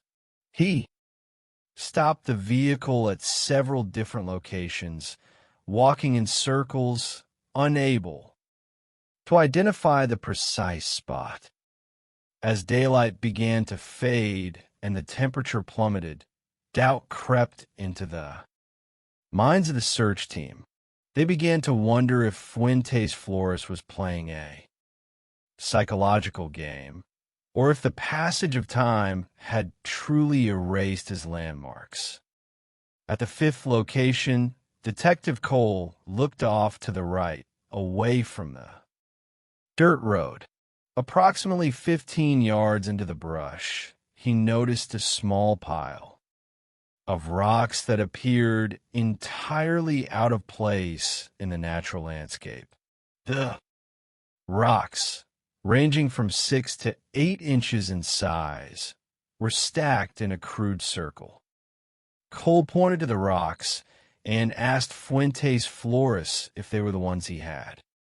Described. Fuentes Flores looked over, fell to his knees, and began to weep, confirming the location. Upon approaching the site, investigators discovered a grim scene. The local wildlife had heavily disturbed the remains. A human skull was visible along, with a partial leg bone and several vertebrae scattered nearby. The recovery was a somber and emotionally draining process for the detectives. The cruelty of the crime was emphasized by the realization that Fuentes Flores had not even afforded his victim the dignity of a shallow grave, simply covering her body with a light layer of brush and a few rocks in a remote wilderness. Following the recovery, Fuentes Flores made a bizarre request to the detectives, asking them to speak to his young daughter and explain that he had made a huge mistake. It was a final, desperate attempt to preserve some shred of his paternal identity, even as he was being escorted to a cell he would never leave. In January of the year 2022, the case was set for trial. Although Fuentes Flores had confessed, his defense team mounted a vigorous effort to suppress the recorded interrogation. They argued that because Fuentes Flores was a native Spanish speaker, his constitutional rights had been violated. Because the Miranda warnings had not been administered in Spanish. However, the prosecution successfully demonstrated that Fuentes Flores possessed an excellent command of the English language, speaking it fluently with his wife and employers. The judge denied the motion to suppress, ruling that the detectives had meticulously preserved his rights. Faced with the admissibility of his full confession, Fuentes Flores chose to enter a slow plea. Under this legal arrangement, the defendant waives his right to a jury trial, allowing the judge to review the evidence and render a verdict, thereby avoiding the publicity of a full trial while preserving specific rights of appeal. The judge reviewed the extensive evidence, including the geofence records, the DNA analysis, and the confession, and found Fuentes Flores guilty of first-degree murder with the special circumstance of commit during a rape. He was sentenced to life in prison without the possibility of parole. For Amanda and the community of Paso Robles, the conviction brought a measure of justice, though not closure. Nancy Woodrum, a woman who had survived the loss of her husband and 2 children, a woman of deep faith and boundless generosity, had her life senselessly stolen by a man she had treated with kindness. Her legacy, however, continues to live on through her daughter and granddaughter, who continue the equestrian traditions she loved, riding her beloved horse. Montana through the valleys of the Central Coast. Chapter 8. The Elevation of Ambition. If the tragedy of Nancy Woodrum represents a crime of sudden, predatory violence, hidden behind the mask of a quiet laborer, the second case in our study represents a far more insidious psychological phenomenon, the domestic predator. In this narrative, the facade was not built of wood and paint, but of words, public appearances, and the exploitation of familial grief. The setting shifts to Summit County, Utah, an affluent mountainous region home to the ski resorts of Park City. It is an area of vast wealth where successful professionals construct sprawling mountain estates. In this competitive environment lived Corey Richens, a young woman whose early life had been defined by a relentless drive for upward mobility. Corey grew up in a hard-working family that moved frequently due to her parents' construction jobs. They were not impoverished, but they were far from the wealthy elite whose homes Corey would clean as a teenager, working for her aunt's cleaning service. As she cleaned the toilets of the mansions in Park City, Corey harbored a deep ambition. She did not want to be the one cleaning the estates. She wanted to be the one who owned them. In her early 20s, while working as a cashier at a Home Depot in Park City, Corey met Eric Richens. Eric was significantly older, deeply established, and came from a prominent local family. The Richens owned a historic cattle ranch in Summit County, and Eric was a dedicated outdoorsman, hunter, and a devout member of the Church of Jesus Christ of Latter-day Saints. Eric had built a highly successful stonemasonry business, C&E Masonry, which generated millions of dollars in revenue. He was a dynamic, hard-working man who loved his family, coached his son's soccer teams, and enjoyed a comfortable, affluent lifestyle. The chemistry between Corey and Eric was immediate, but the relationship was met with skepticism by Eric's family. They perceived a calculating nature in Corey. That troubled them. This tension culminated on their wedding day, a beautiful backyard ceremony. Moments before Corey was to walk down the aisle, Eric's mother presented her with a prenuptial agreement. The document dictated that Eric's stonemasonry business would remain solely his property, and that Corey would only benefit from it in the event of his death while they were married.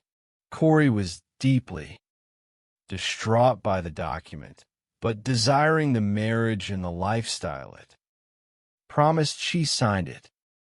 Over the next several years, the couple had 3 sons in quick succession. Corey transitioned from a stay-at-home mother to an ambitious entrepreneur, launching a real estate flipping business called Carey Richens Realty. By all public accounts, they were the quintessential successful American family. Handsome, wealthy, active in their community, and raising 3 beautiful boys. However, beneath this golden veneer, a catastrophic financial storm was brewing. Corey's ambition had outpaced her financial reality. She began acquiring numerous properties simultaneously, taking on massive debt through high-risk, short-term, hard money loans. Her most ambitious project was the acquisition of a massive, unfinished estate in Midway, Utah, valued at nearly $3 million. Corey envisioned transforming the mansion into a luxurious event space for weddings, a project that would require millions of dollars in additional renovations. To fund her escalating debts, Corey began engaging in unauthorized financial transactions. In the year 2020, Eric discovered that Corey had secretly taken out a $250,000 line of credit against their family home, which Eric owned solely. She had forged his signature on the documents, presenting a devastating betrayal of trust.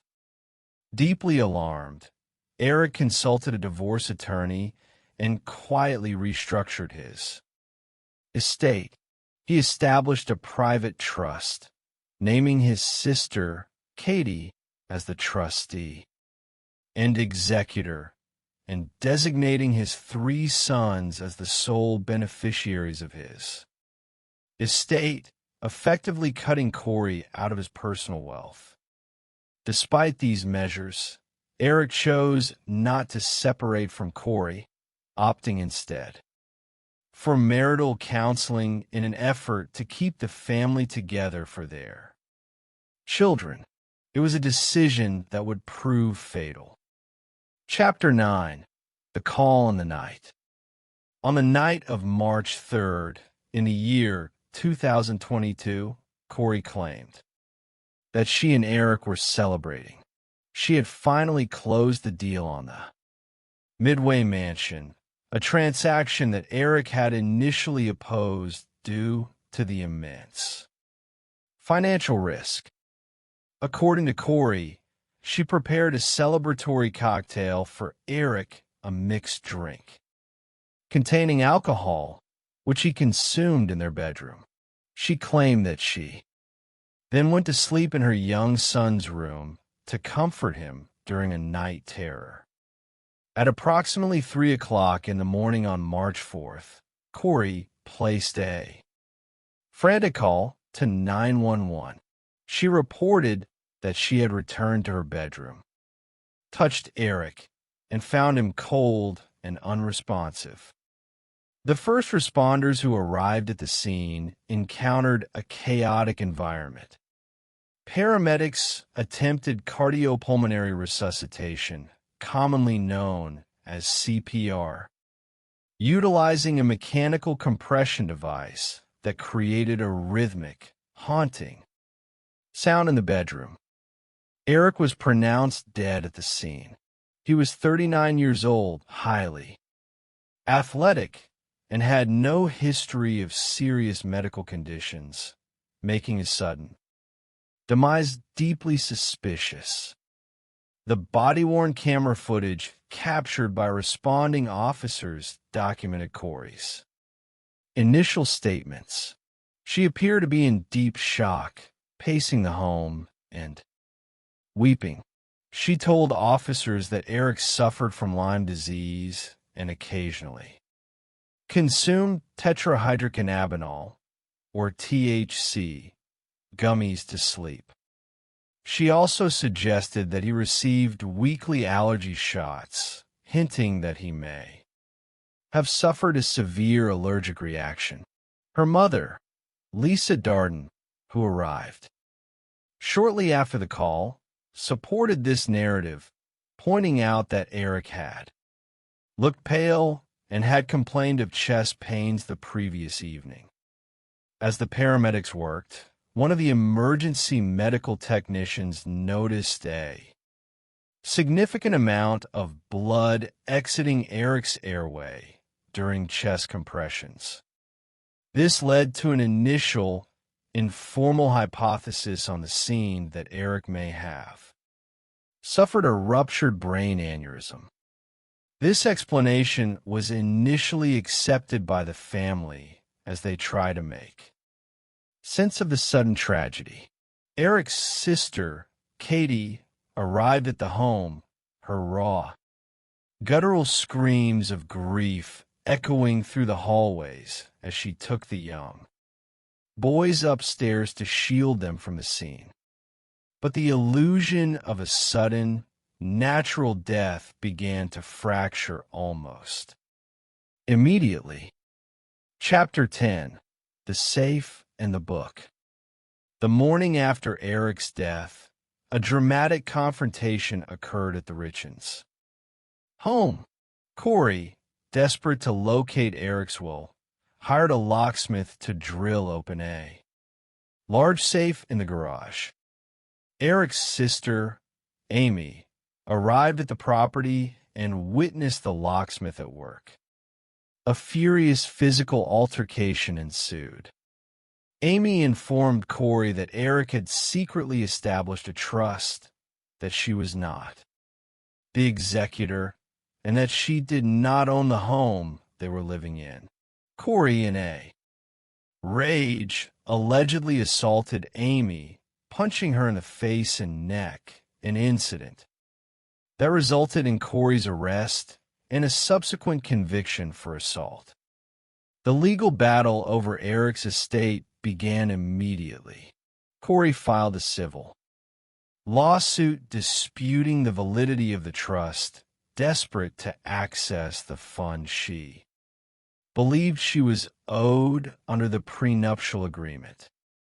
Meanwhile, she had to manage the public perception of her grief, seeking a way to cope and perhaps to construct a new public persona as a tragic, resilient widow. Corey began writing a children's book. The book, titled Are You With Me?, was self-published in early 2023. It was a touching story designed to help children navigate the loss of a parent. The first half of the book, written from child perspective, features a young boy wondering if his deceased father is still present at his soccer games and daily activities. The second half of the book transitions to the father's perspective, reassuring the child that although he cannot be seen, he is cheering from the sidelines and watching over them. The book featured a drawing of Corey, Eric, their 3 sons, and their dog, and was dedicated to my amazing husband. In March of 2023, Corey embarked on a media tour to promote the book. She appeared on local television programs, presenting herself as a vulnerable, grieving mother who was simply trying to help her children process their immense loss. She spoke eloquently about the challenges of being a young widow and the importance of recognizing that a loved one's presence remains even after their physical departure. The public image was perfect, a brave, beautiful entrepreneur turning her personal tragedy into a source of comfort for others. But behind the scenes, the forensic laboratory was about to deliver a report that would shatter her carefully constructed reality. Chapter 11, The Chemical Signature. The results of Eric Richen's autopsy and toxicology report were shocking. The medical examiner determined that Eric had not died of an aneurysm, nor had he suffered an allergic reaction. The cause of death was acute drug intoxication, specifically the toxicology report revealed that Eric had a concentration of fentanyl in his system that was more than 5 times the lethal dosage. Furthermore, the laboratory identified the substance as illicitly manufactured fentanyl rather than medical grade pharmaceutical fentanyl. It was a chemical signature that could only be obtained through the illegal drug trade. The revelation transformed the investigation from an inquiry into a sudden death into a homicide investigation. Detectives from the Summit County Sheriff's Office secured a search warrant to seize Corey's electronic devices and search the home for illicit substances. When questioned about the toxicology results, Corey expressed complete shock, asserting that Eric did not use illegal drugs. She even contacted the chief medical examiner directly, asking detailed questions about the stomach contents and the specific chemical variants of fentanyl found in his system, attempting to project the image of an active, concerned seeker of truth. However, Eric's family was not surprised. They immediately voiced their suspicions to law enforcement, revealing a history of mysterious illnesses that Eric had suffered in the years leading up to his death. The first incident occurred in the year 2019 during a family trip to Greece. Eric, who was taking medication for Lyme disease that prohibited the consumption of alcohol, ordered a non-alcoholic beverage at a restaurant. After taking a sip of the drink provided by Corey, he became violently ill. He called his sister Katie from his hotel room, expressing a terrifying belief. I think Corey just tried to poison me.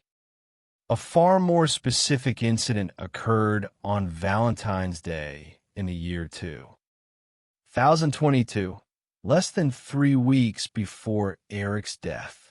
Corey ordered a breakfast sandwich from a local establishment, a toasted bagel with bacon, egg, cheese, and avocado. She picked up the sandwich and left it for Eric with a loving note. After taking a single bite of the sandwich, Eric began to suffer a severe anaphylactic reaction. His throat began to close, and he was forced to use his son's epinephrine auto-injector and consume a large dose of antihistamines before falling into a deep, unresponsive sleep. When he woke, he texted his friends, "You almost lost me this time. I think she tried to poison me." As investigators dug deeper, they discovered that Corey's financial situation was far worse than anyone had realized. She was in debt to the sum of over $4,500,000, owing money to over 20 different lenders. She had lost the Midway mansion to foreclosure, and her desperate attempts to secure funds had led her to exploit those closest to her.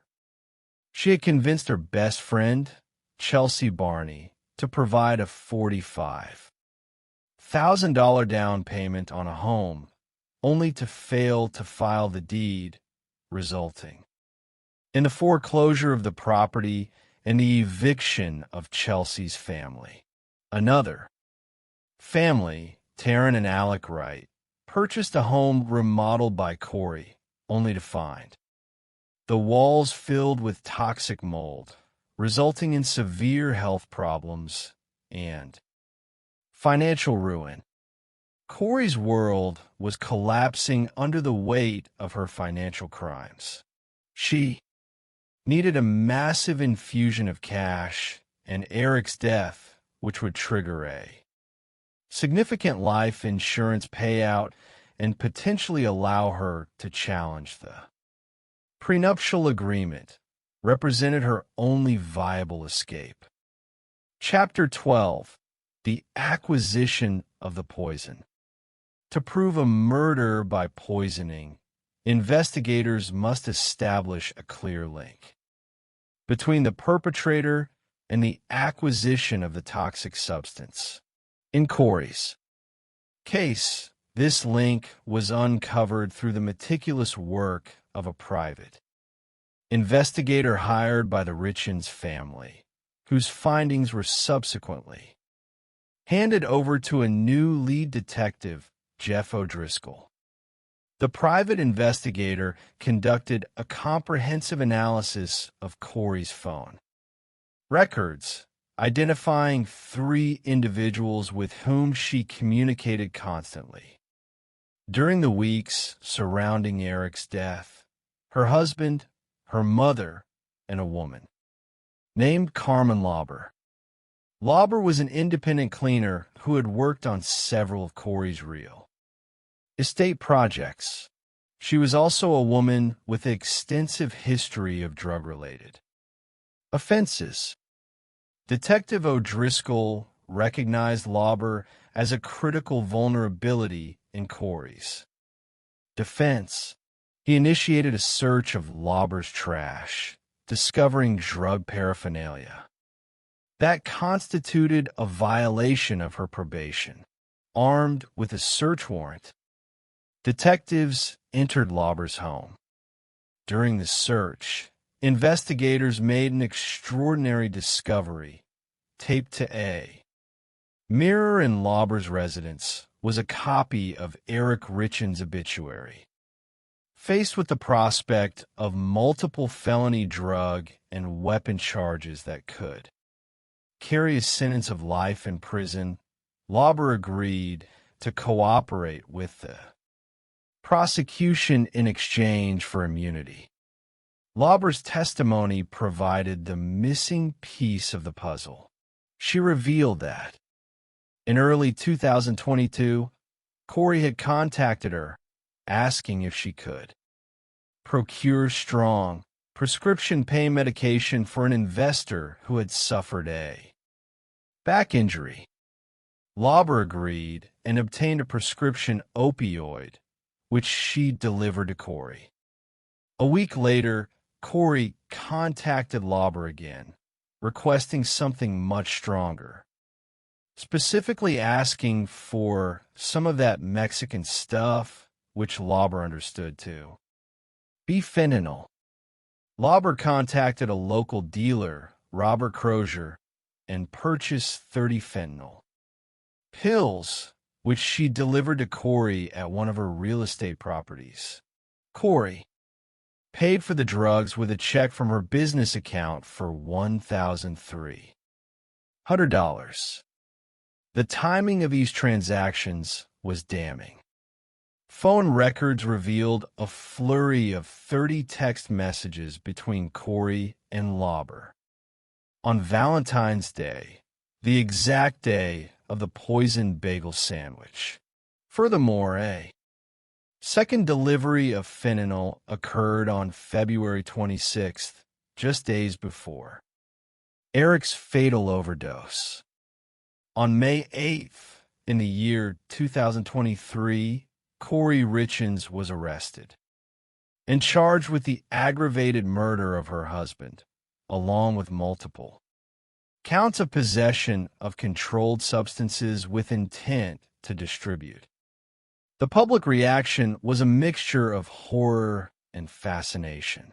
The brave grieving author of a children's book on grief was now accused of being the cold-blooded poisoner who had authored that very grief. Chapter 13, The Writing on the Wall.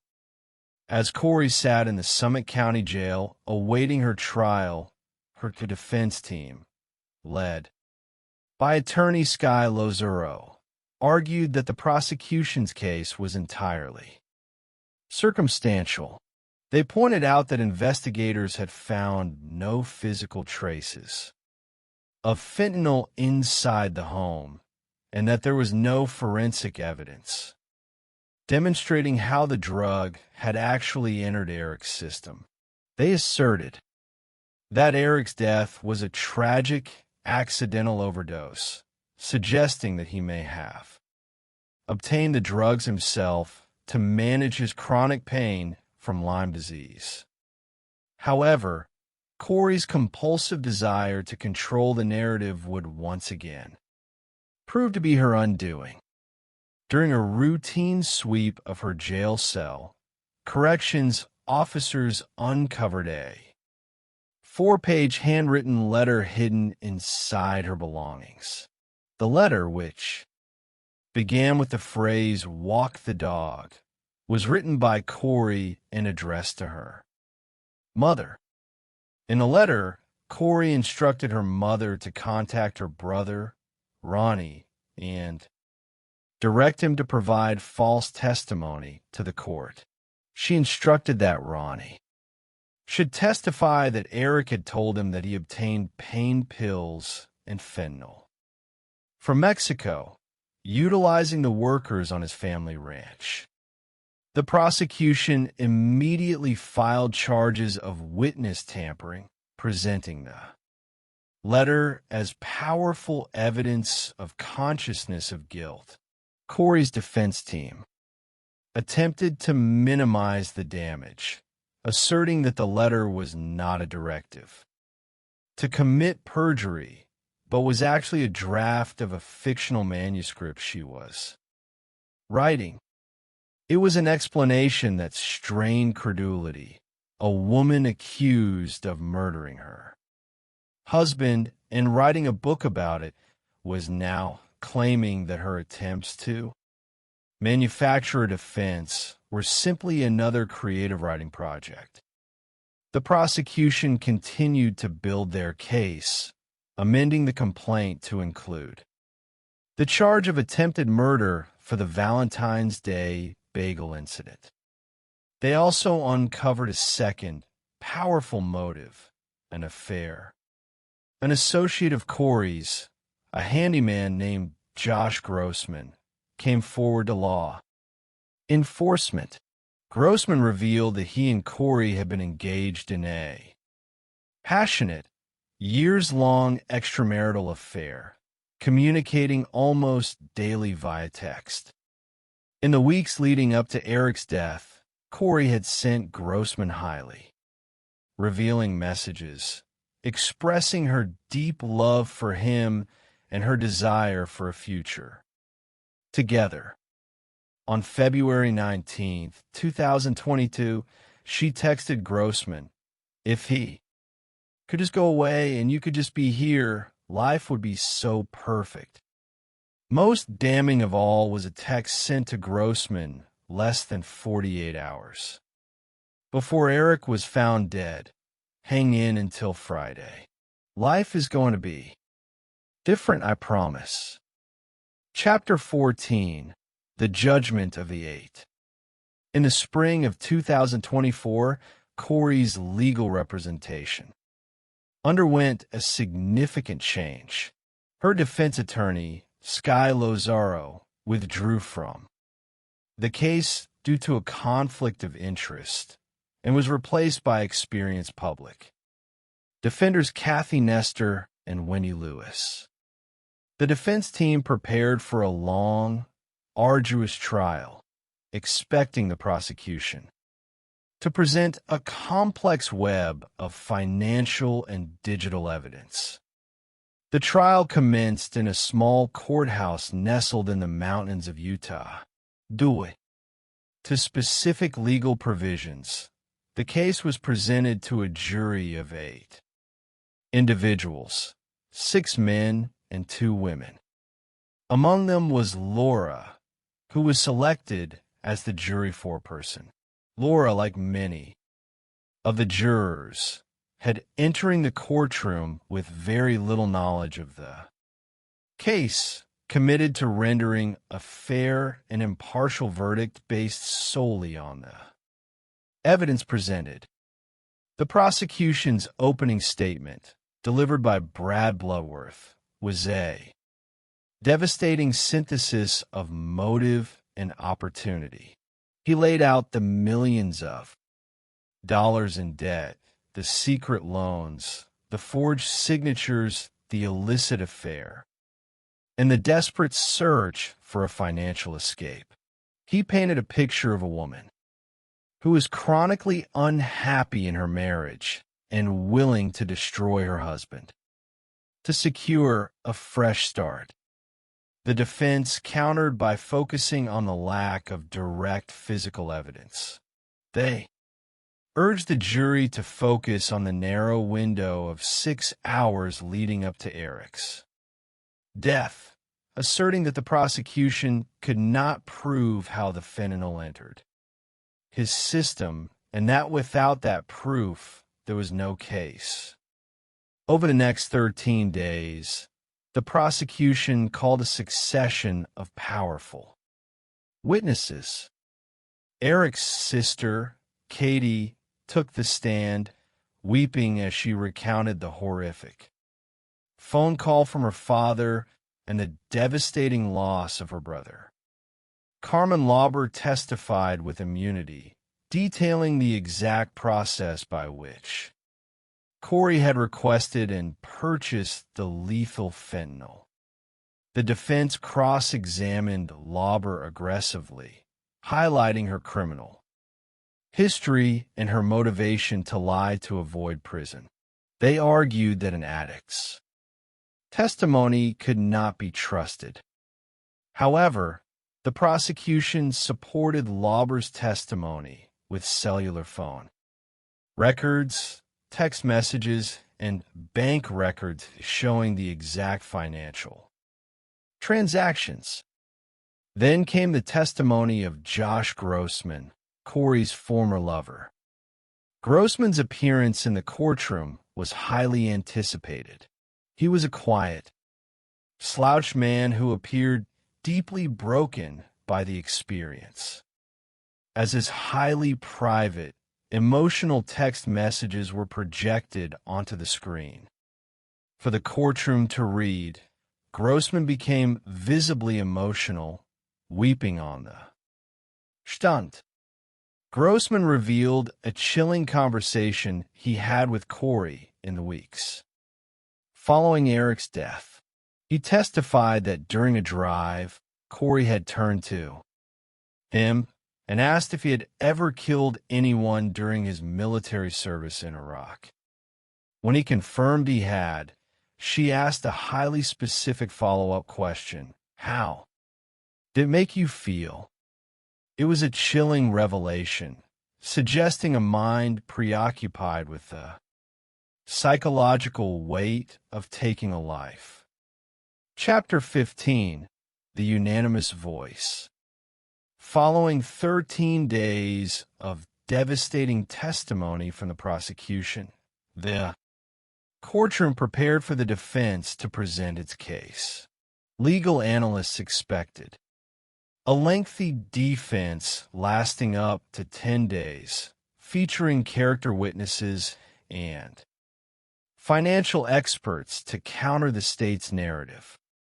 Instead, the defense delivered a stunning tactical decision. Wendy Lewis stood before the judge and announced that the defense was resting its case immediately without calling a single witness. The decision left the courtroom in stunned silence. Corey had waived her right to testify, and her lawyers had chosen to wager her future on the belief that the prosecution had failed to meet its burden of proof. It was a high-stakes gamble that suggested they believed any witness they called would only be subjected to a devastating cross-examination by the state. Following closing arguments, the jury of 8 retired to deliberate. The discussion inside the jury room was robust and intense. Foreperson Laura noted that while some jurors initially hesitated, questioning the lack of direct physical evidence showing the exact administration of the drug, the sheer volume of circumstantial evidence, the financial desperation, the text messages, the witness tampering letter, the testimony of the drug runner, left no room for reasonable doubt. After just under 3 hours of deliberation, the jury returned to the courtroom. Corey Richins stood beside her attorneys, her face pale, the confidence she had, projected for years, completely vanished. The clerk read the verdict. On count 1, aggravated murder, guilty. On all remaining counts, including attempted murder, possession of controlled substances, and financial fraud, guilty. The verdict was met with tears of relief from the Richins family, who embraced outside the courthouse, declaring that justice for Eric had finally been served. For Corey's supporters, the verdict was a devastating blow, but the evidence had proven overwhelming. Chapter 16, The True Cost of Deception. When we compare these two extraordinary investigations, we are presented with a profound study in criminal psychology and the nature of human deception. In the case of Carlo Fuentes Flores, the predator was an outsider who utilized his access to a property and a false sense of familiarity to commit a crime of sudden, horrific violence. His deception was passive. He simply relied on his reputation as a quiet, polite craftsman to deflect suspicion. His unraveling was achieved through the relentless application of modern technology, specifically Google geofencing, which stripped away his anonymity and placed his cellular device at the exact coordinates of his crime. In the case of Corey Richins, the predator was an intimate insider, a spouse who utilized the sacred trust of marriage to slowly and methodically destroy her husband. Her deception was active, creative, and remarkably bold. She did not merely hide her crime. She celebrated her status as a grieving widow, writing a book to profit from the tragedy she had personally authored. Her unraveling was achieved through a combination of financial forensics, phone records, and her own written words, both her text messages to her lover and a witness tampering letter recovered from her jail cell. In both cases, we see the absolute triumph of methodical, patient investigation over the facades constructed by the perpetrators.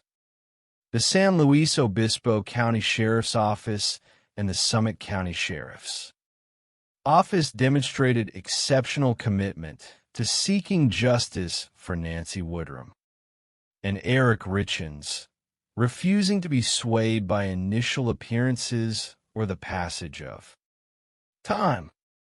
The true tragedy of these cases lies in the wreckage left behind. Nancy Woodrum, a woman of deep faith and extraordinary resilience, was denied the quiet retirement she had worked so hard to achieve.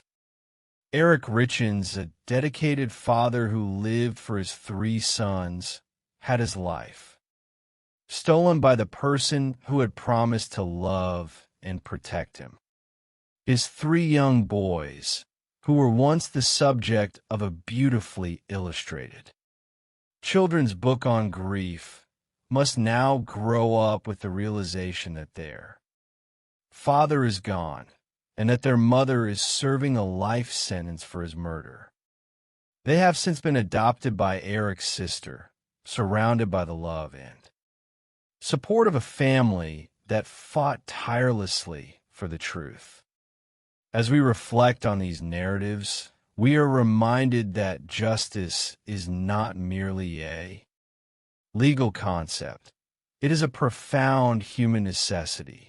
It is the process by which a community restores balance after a devastating transgression, stripping away the beautiful veneers of paint and words to reveal the truth, honoring the memory of those we have lost, and ensuring that the triumph of good over evil remains a foundational reality of our society.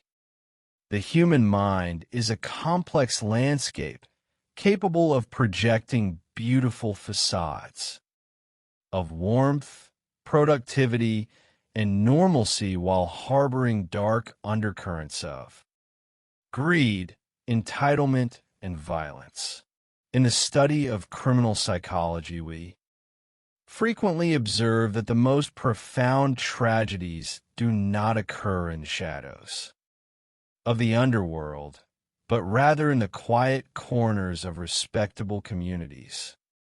2 distinct cases, separated by geography but linked by the dark threads of deception, illustrate how modern investigative techniques and deep psychological analysis can dismantle these facades to deliver justice for those who can no longer speak for themselves. The first of these narratives unfolds in the scenic, rolling hills of Paso Robles, California, a place known for its oak trees, vineyards, and tranquil. Beauty. The second takes us to the snow-dusted, high-altitude grandeur of Summit County, Utah, where wealthy retreats hide the desperate financial and emotional struggles of a marriage built on thin ice. In both instances, the victims were beloved individuals whose lives were cut short by people they trusted or had welcomed into their spaces through the meticulous work of law enforcement and the relentless march of forensic science. The truth in both cases was eventually laid bare.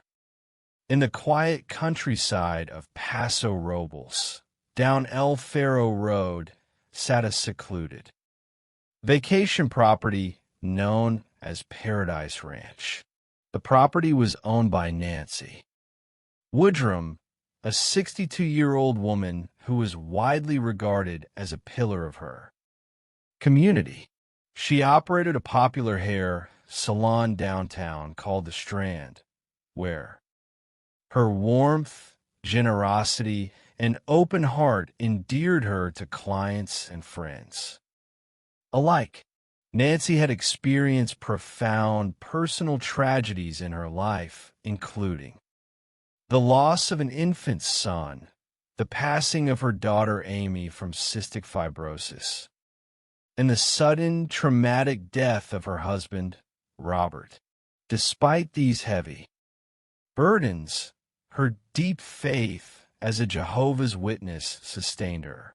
She maintained a joyful outlook on life, finding peace in nature, her beloved horses, and her family, particularly her daughter Amanda, with whom she shared a special bond. Paradise Ranch, which Nancy and her late husband had purchased in 2006 and lovingly remodeled, served both as her home and as a popular vacation rental. On Friday, the 4th of May, 2018, a large wedding party consisting of more than 20 guests checked into the main Victorian house and the adjacent guest cottage. The atmosphere was festive and filled with anticipation for the upcoming ceremony at a local winery. Nancy, ever hospitable, greeted the bride and guests warmly, letting them know she would be staying nearby on the property in her own small studio apartment. The celebration proceeded as planned, but beneath the surface of this joyous weekend, an unthinkable crime was about to disturb the peace of Paradise Ranch. On Saturday, the 5th of May, Amanda grew deeply concerned when her mother failed to appear for a scheduled Bible study. Such an absence was entirely uncharacteristic of Nancy. Amanda contacted a neighbor and asked her to check on her mother. The neighbor arrived at Nancy's cottage to find a scene that was immediately chilling. The front door was wide open, the television was blaring, and there was no sign of Nancy. When Amanda and her family arrived at the cottage, their worst fears began to take shape.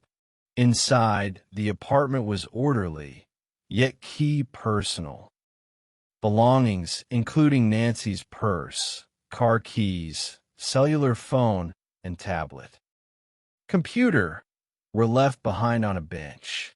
Her 2 vehicles remained parked outside. However, a closer inspection revealed terrifying anomalies. There was a significant blood stain on the carpet, and the sheets and bedding from her bed were entirely missing. Splatters of blood were visible on the walls, the headboard, and a beige pillow left on the bed. Realizing that a violent struggle had occurred, Amanda immediately dialed 911. The dispatcher received a frantic call reporting a missing person under highly suspicious circumstances. Within hours, the tranquil vacation rental was transformed into an active crime scene, cordoned off with yellow tape as sheriff's deputies, detectives, search dogs, and helicopters descended upon the property. Among the responding personnel was Clinton Cole, then a senior deputy and later a reserve detective with the San Luis Obispo County Sheriff's Office. Upon arriving at the secluded property, Detective Cole met with the initial responding deputies, who confirmed that the interior of the cottage suggested a violent abduction. There were no signs of forced entry at the open front door, indicating that the perpetrator may have either known Nancy or approached her in a manner that did not initially cause alarm. The immediate challenge facing investigators was the sheer size of the suspect pool. More than 20 wedding guests were staying in the large main house, mere feet away from Nancy's studio. In any investigation of this nature, detectives must systematically evaluate and eliminate those closest to the scene. The possibility that an out-of-town visitor, perhaps fueled by the festivities of a wedding weekend, had committed a crime of opportunity could not be overlooked.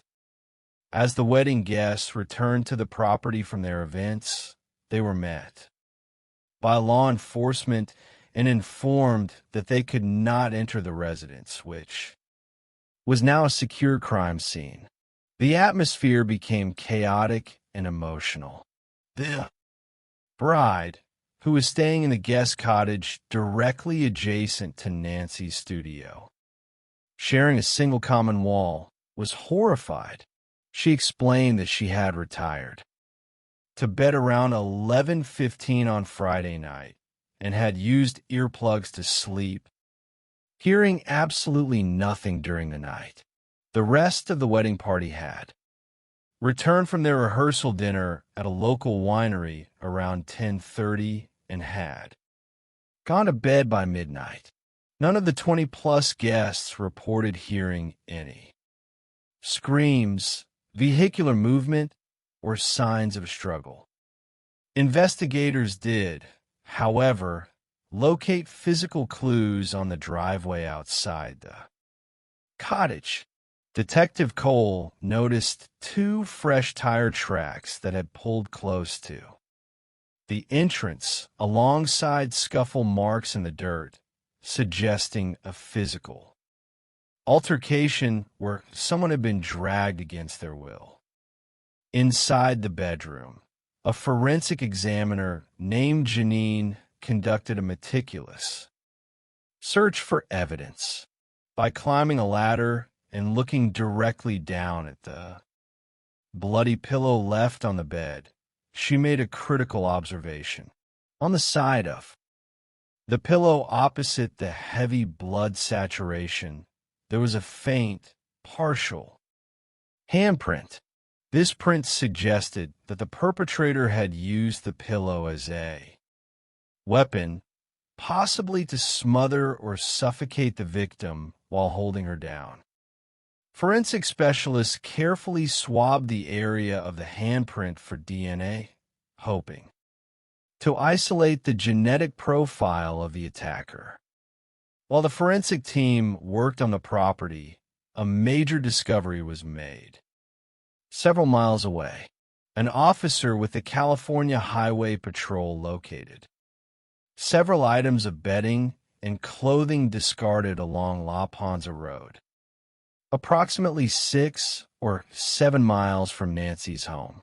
The recovery included a pillow, a dress, a pair of shorts, a shirt, and a gingham print comforter that matched the remaining bedding in Nancy's cottage. The items bore heavy stains, that appear to be blood. When shown these items, Amanda confirmed they belonged to her mother. The discovery of the discarded bedding suggested a grim scenario. Nancy had been wrapped in her own sheets, placed in a vehicle, and transported to an unknown location, either severely injured or deceased. Detectives focused their immediate efforts on interviewing the wedding guests. One particular guest raised suspicion when his timeline could not be fully accounted for during the rehearsal dinner, and he subsequently became defensive and uncooperative during follow-up telephone calls. Seeking clarity, detectives traveled to his residence in Northern California to conduct an unannounced interview. Upon face-to-face contact, the guest's demeanor changed. He became cooperative, explained his prior frustration, and provided photographs showing his presence at the rehearsal dinner, which successfully established his alibi. To fully clear his name, he voluntarily provided a DNA sample, which did not match the foreign profile found on Nancy's pillow. With the wedding guests systematically eliminated, investigators expanded their focus to other individuals who had access to Paradise Ranch. Nancy had recently decided to sell the property to focus on her missionary work, and several contractors, painters, and tradespeople have been working on the estate to prepare it for escrow. Among the names found in Nancy's records was Sean Bloom, a general contractor, who had recently been fired by Nancy following a heated dispute over the quality of his work and outstanding payments. Bloom was known to have expressed significant frustration, even threatening legal action in text messages. When interviewed, Bloom did not conceal his dislike for Nancy, but he cooperated with the investigation and eventually submitted a DNA sample. The laboratory analysis cleared him of any physical involvement. Another name in Nancy's notes was Carlo Fuentes Flores, a 39-year-old painter who had been hired to stain the decks and trim of the main house. When initially contacted by telephone, Carlo was exceptionally polite, friendly, and cooperative. He recalled working on the property, spoke warmly of Nancy, and even mentioned that she had kindly given him a tamale to thank him for his hard work. There was nothing in his initial interview or his background to suggest a propensity for violence. He had no criminal record in either the United States or Mexico, was a married father, and was described by his long-term employer as a highly skilled, courteous, and dependable professional. As the days turned into weeks, the investigation began to stall. Search and rescue teams, utilizing helicopters, dogs, and volunteer groups, scoured the rugged terrain, culverts, and nearby riverbeds, but no sign of Nancy was found. Amanda and her family clung to the hope that Nancy, a known fighter, was somehow still alive. In their search for a breakthrough, the San Luis Obispo County Sheriff's Office decided to utilize a cutting-edge investigative tool that was highly novel at the time, a Google geofence search warrant.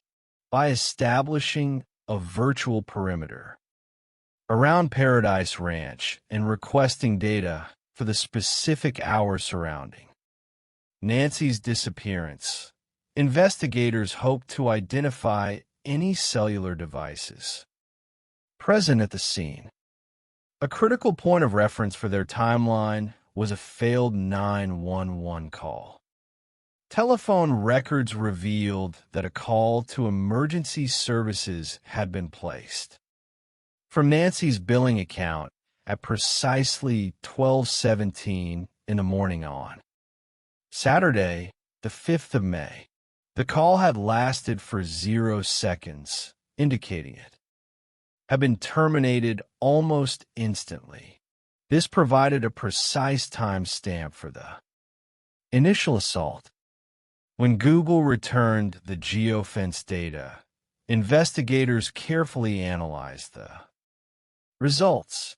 They identified several devices belonging to the sleeping wedding guests, which they quickly bypassed. However, as they zoomed in on Nancy's specific studio cottage, they discovered a device pinging inside her walls at 1:33 and again at 1:52 in the morning. This device was active during the exact window when Nancy is believed to have been abducted.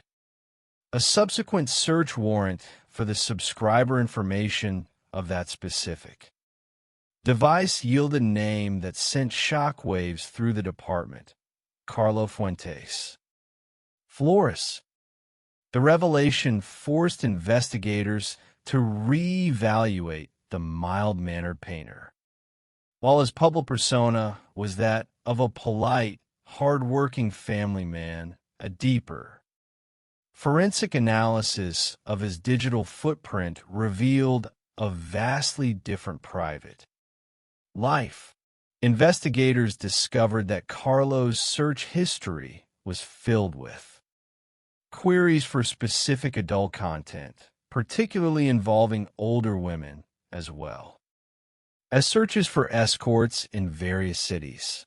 Furthermore, his phone contained numerous self-shot videos of encounters with different women, revealing a secret life of excessive drinking, infidelity, and sexual fixation.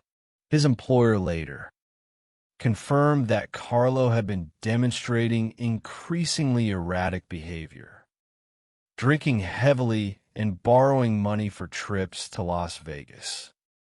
Despite the geofence hit, detectives needed definitive physical evidence to secure an arrest, as a defense attorney could argue that Carlo had simply lost or lent his phone. They initiated surveillance on Carlo, utilizing a specialized unit. When Carlo went to a local restaurant for lunch with his wife, investigators watched him drink from a plastic Coca-Cola bottle. After he left the restaurant, deputies recovered the discarded bottle from the table, a lawful acquisition of abandoned property in a public space. The bottle was rushed to the forensic laboratory for DNA testing. The results were conclusive. The DNA profile from the Coca-Cola bottle matched the male profile found within the bloody handprint on Nancy's pillow. With this undeniable evidence in hand, detectives Clinton Cole and Dave Totes brought Carlo Fuentes Flores into an interrogation room. Initially, Carlo maintained his polite demeanor, discussing his painting work on the property and claiming he had no knowledge of Nancy's whereabouts or what had happened to her. However, as the detectives systematically presented their knowledge, demonstrating that they knew he had returned to the property in the middle of the night, the pressure began to mount. When they finally revealed that they possessed his DNA from the crime scene, Carlo's physical posture collapsed. He realized the facade had shattered.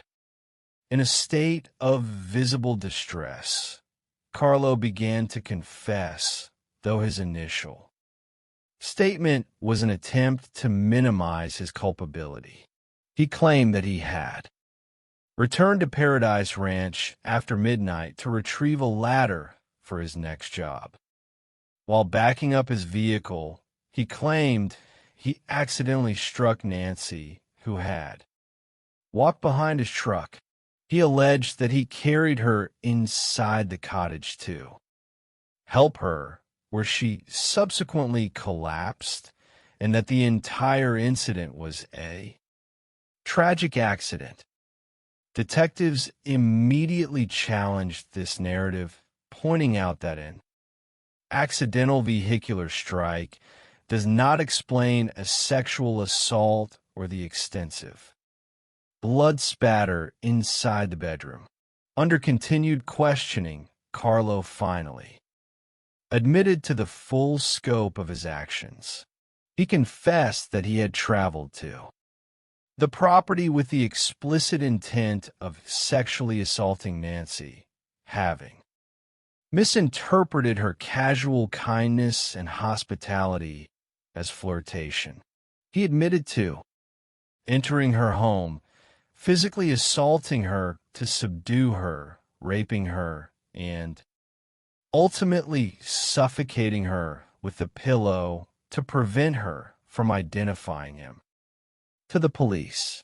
He also confirmed that he had wrapped her body in the bedding, which later blew out of his truck bed as he fled the scene. In a remarkable turn of events during the interrogation, Carlo offered to lead detectives to the location where he had hidden Nancy's remains. He was placed in a vehicle and directed investigators on a drive lasting more than an hour, traveling east from Paso Robles toward the remote, arid landscape of the Carrizo Plain. The search in the vast, grassy wilderness was challenging. Carlo's memory of the exact location was hazy, and he stopped at several sites without success. The temperature was dropping, and anxiety grew among the search party. Finally, at a subsequent location, Detective Cole spotted a small, unnatural pile of rocks, stacked in a circle.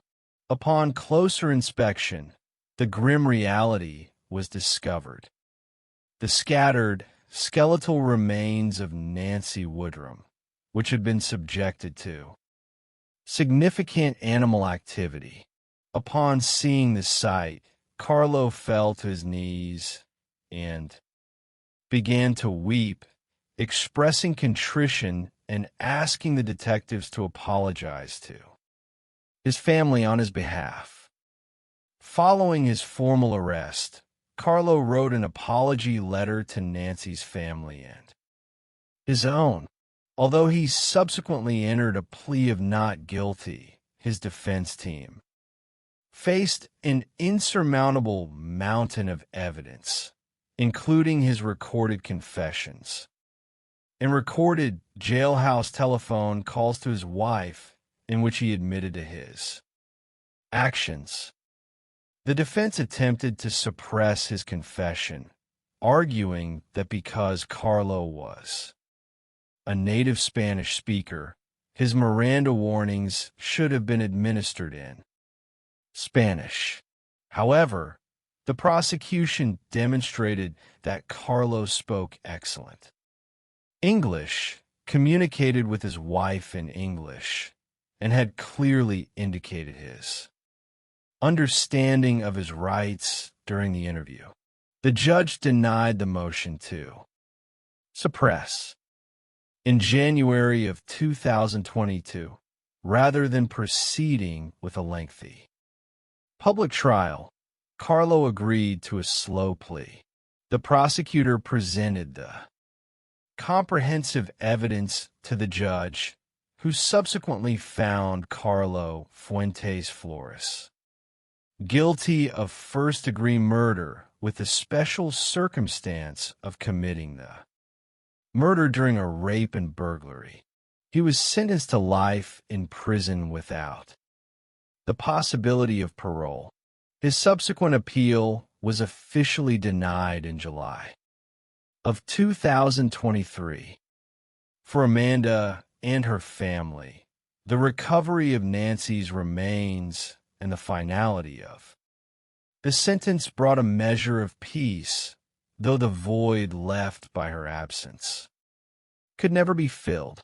Today, Amanda continues her mother's legacy, riding horses with her own daughter and remembering Nancy not for the tragedy of her death, but for the beautiful, generous life she lived. While the tragedy of Nancy Woodrum represents a crime of sudden, predatory violence hidden behind a polite working-class exterior, the events that transpired in Summit County, Utah, represent a very different, yet equally calculated form of deception. Here, the perpetrator was not an outside laborer, but a wife and mother who allegedly used her creative talents and a carefully cultivated public persona to mask a desperate financial crisis and a cold-blooded plot to eliminate her husband. This complex psychological case revolves around Corey Richens, a 33-year-old mother of 3 boys, who in March of 2023 appeared on local television and radio programs to promote herself. Published children's book on grief, titled Are You With Me? The book was designed to help her young children, aged 10, 9, and 6, cope with the sudden, tragic loss of their father, Eric Richens, who had died unexpectedly a year earlier at the age of 39. On television, Corey presented herself as a grieving, vulnerable widow, sharing how nights were the most difficult times for her family and how she had struggled to find literature to help her sons understand that their father's presence was still with them. Her appearance touched the hearts of many viewers. Yet, just days after her television appearance, an anonymous email arrived at the station with a chilling message in all capital letters. She had killed her husband.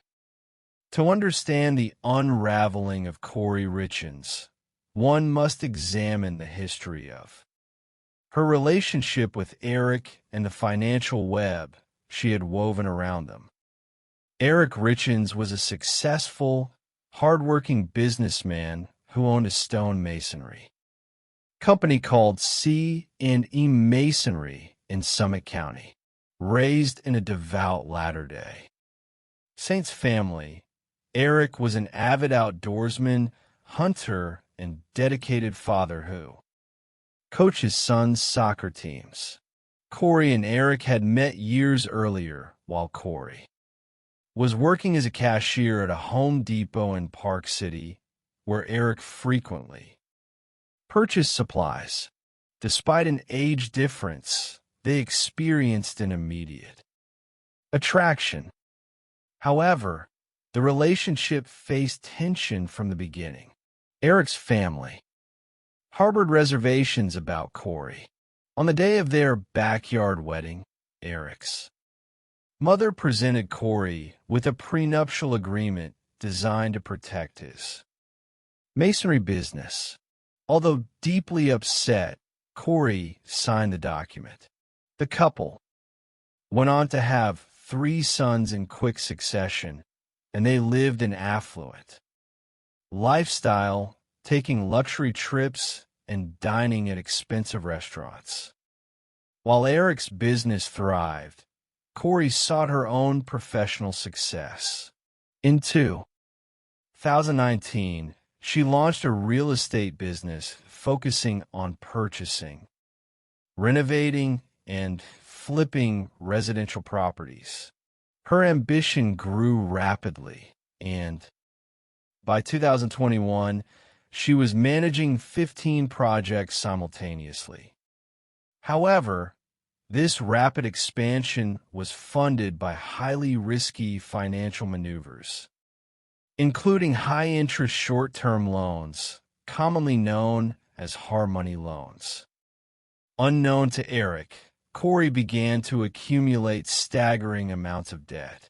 In 2020, she secretly obtained a $250,000 line of credit against their family home, which was solely owned by Eric.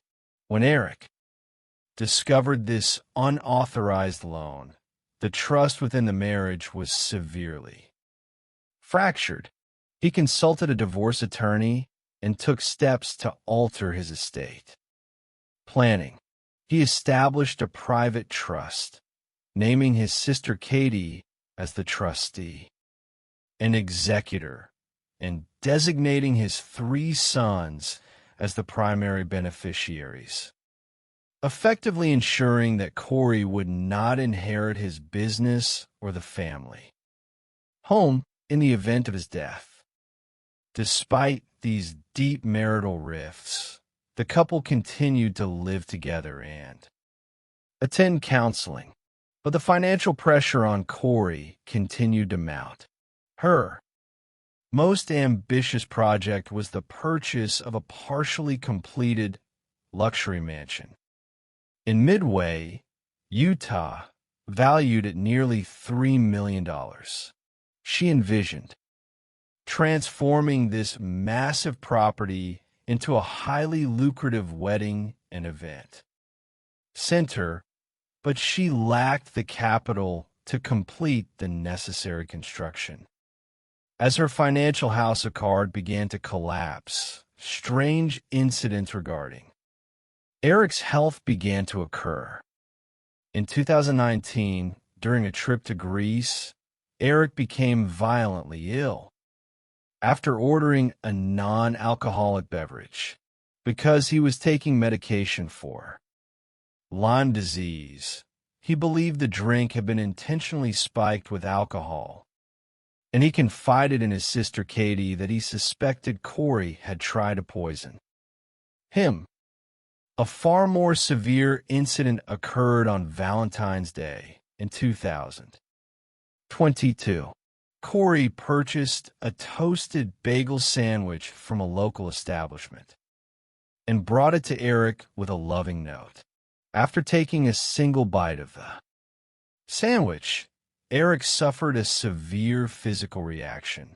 He broke out in hives, struggled to breathe, and was forced to administer his son's epinephrine auto injector and take heavy doses of antihistamines before falling into a deep sleep.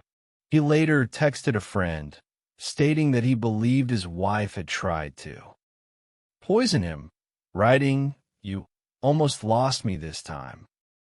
Less than 3 weeks later, in the early morning hours of the 4th of March, 2022, Corey placed a frantic call to 911.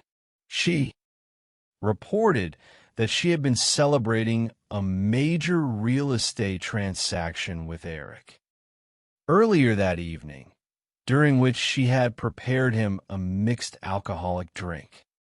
She claimed she then went to sleep in her son's bedroom because the child was experiencing night terrors, and when she returned to her own bedroom around 3 in the morning, she found Eric cold to the touch and unresponsive. First responders arrived to find Eric on the floor of the bedroom. Despite administering cardiopulmonary resuscitation, he was pronounced dead. Paramedics noted that Eric appeared to have been deceased for several hours before.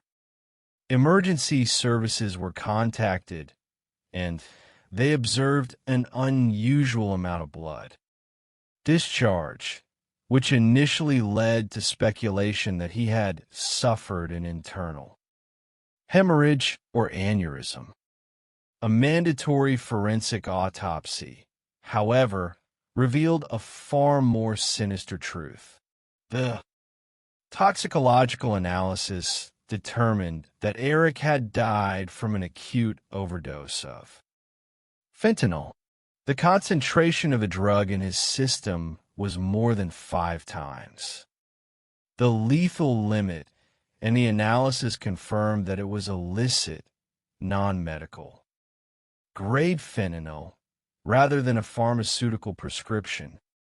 Because Eric had no history of substance abuse or recreational drug use, the finding triggered a comprehensive homicide investigation.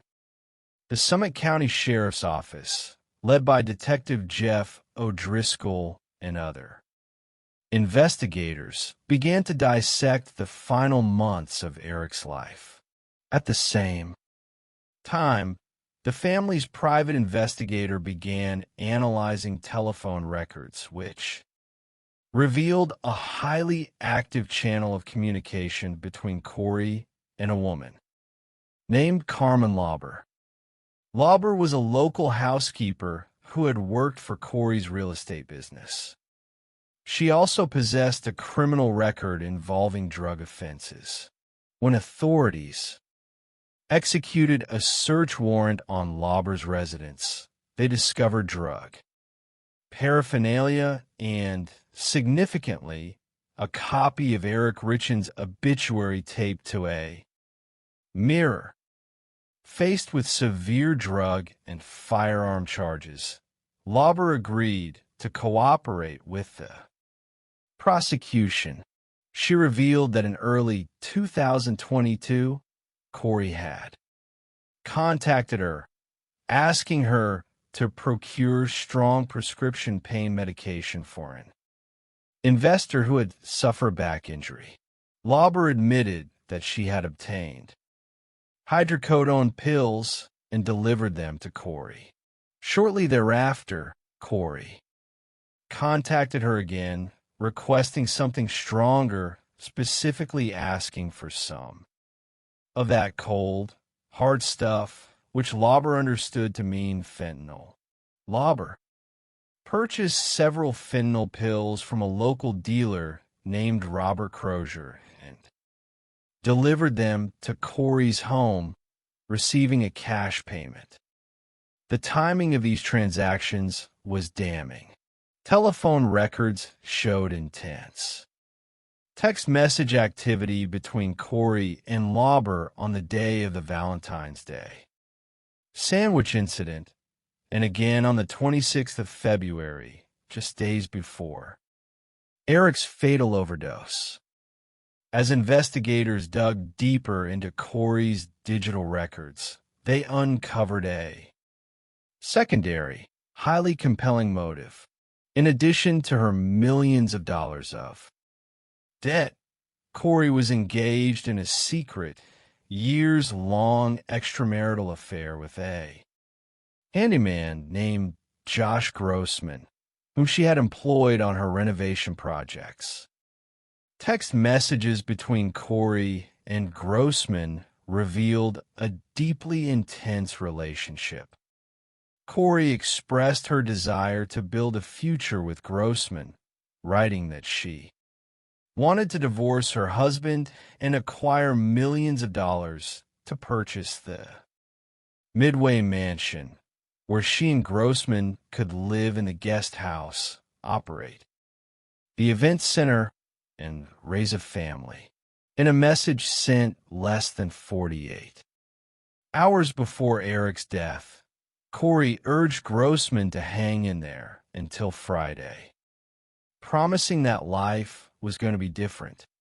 On the 8th of May, 2023, Corey Richens was officially arrested and charged with aggravated murder and multiple counts of possession of controlled substances with the intent to distribute. The arrest of the grieving children's book author became a sensation, drawing intense national media attention. While awaiting trial in the Summit County Jail, Corey's legal troubles deepened. During a routine search of her cell, corrections officers discovered a handwritten, four-page letter hidden within her personal belongings. The letter, which began with the phrase "walk the dog," was addressed to her mother and contained explicit instructions for her brother, Ronnie. In the letter, Corey instructed her mother to tell Ronnie to testify that Eric had obtained pain pills and fentanyl from workers at his family's cattle ranch in Mexico, suggesting that Eric's death was a self-inflicted accidental overdose. The prosecution immediately filed additional charges of witness tampering, presenting the letter as powerful evidence of consciousness of guilt. Although Corey's defense team argued that the letter was a piece of creative writing for a fictional manuscript, the legal implications were severe. Shortly thereafter, her initial defense attorney withdrew from the case due to a conflict of interest, and she was assigned new public defenders, Kathy Nestor and Wendy Lewis. The highly anticipated trial of Corey Richens commenced in a packed courthouse near Park City, Utah. The prosecution presented a meticulous case over 13 days, calling forensic accountants to detail Corey's extreme financial distress, medical examiners to confirm the lethal dose of fentanyl, and friends who testified to Corey's growing resentment toward her husband. One associate testified that during a holiday gathering, Corey had remarked that she felt trapped in her marriage and that she would be better off if Eric were dead. The prosecution's most dramatic moment came when they called Josh Grossman, Corey's former lover, to the stand. Grossman, visibly emotional and uncomfortable, testified about their affair and the text messages they had shared. He revealed that in the weeks following Eric's death, Corey had asked him during a car ride if he had ever killed anyone during his military service in Iraq and how it had made him feel. The state also presented evidence of Corey's internet searches conducted on her cellular device, which included queries regarding luxury prisons, whether law enforcement could recover deleted messages on an iPhone, and what constitutes a lethal dose of fentanyl. In a move that stunned the courtroom, the defense team rested their case without calling a single witness or presenting any evidence of their own. They argued during closing statements that the prosecution had failed to meet the burden of proof, emphasizing that there was no direct physical evidence showing how the fentanyl was actually administered to Eric on the night of his death. After a trial lasting several weeks, the 8-member jury retired to deliberate. In just under 3 hours, they returned with a unanimous verdict. Corey Richens was found guilty of aggravated murder and all remaining charges. The conviction brought a profound sense of relief to Eric's family, who had endured years of public spectacle while mourning the loss of a devoted father and brother. For the 3 young boys at the heart of this tragedy, the cost was immeasurable. Having lost their father to violence, they also lost their mother, whose parental rights were terminated, leading to their adoption by Eric's sister.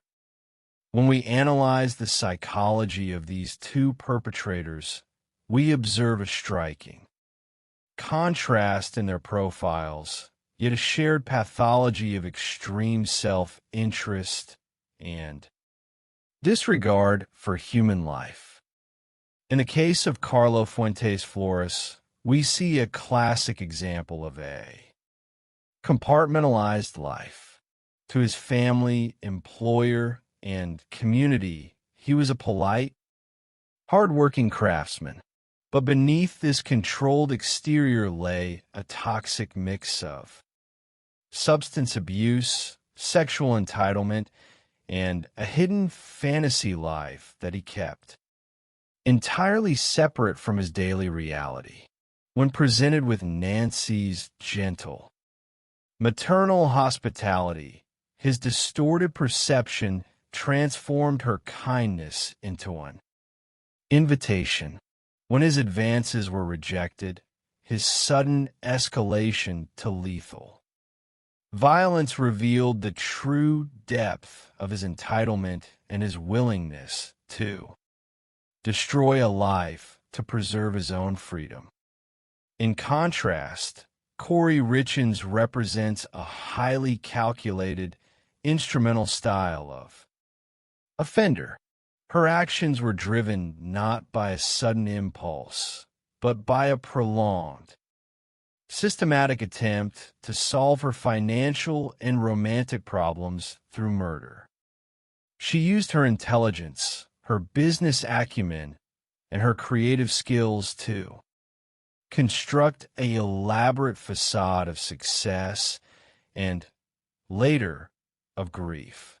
To write a children's book about coping with the loss of a parent dedicated to the very husband she had poisoned represents a level of psychological dissociation and manipulation that is rarely seen. She believed that her charm and her public persona would insulate her from suspicion, failing to realize that the digital and financial trail she left behind would eventually dismantle her carefully constructed world. Ultimately, both cases stand as a testament to the dedication of the investigators, forensic scientists, and prosecutors who refuse to accept superficial explanations. Through the innovative use of geofencing, meticulous financial auditing, and rigorous toxicological analysis, law enforcement proved that no matter how carefully a perpetrator constructs their facade, the truth possesses a relentless momentum of its own. The memory of Nancy Woodrum and Eric Richins lives on, not through the dark actions of those who harmed them, but through the enduring love of their families, the resilience of their children, and the triumph of justice over deception. In the study of criminal psychology, we are often confronted with an unsettling truth that the most profound darkness frequently cloaks itself in the mundane, the beautiful, and the seemingly innocent. To understand a crime, one must look beyond the immediate violence and peer into the quiet corners of the human mind, analyzing the subtle fractures in character that eventually lead to catastrophic actions. True justice is rarely a matter of swift, dramatic revelations. Instead, it is the result of meticulous, patient investigation, a slow piecing together of fragments left behind, and a deep, empathetic commitment to honoring the lives of those who were taken. Our journey into the depths of these psychological mysteries begins in the scenic, rolling hills of Paso Robles, California. Nestled halfway between the bustling metropolises of San Francisco and Los Angeles, Paso Robles is a community defined by its natural splendor, Known historically as El Paso de Robles or the Pass of the Oaks, this region is characterized by its majestic oak trees, golden pastures, and world-class vineyards.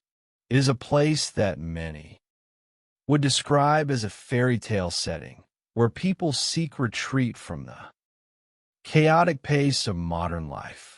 Yet down the winding path of El Faro Road amidst this pastoral beauty, a deeply troubling event unfolded that would shake this close-knit community to its core.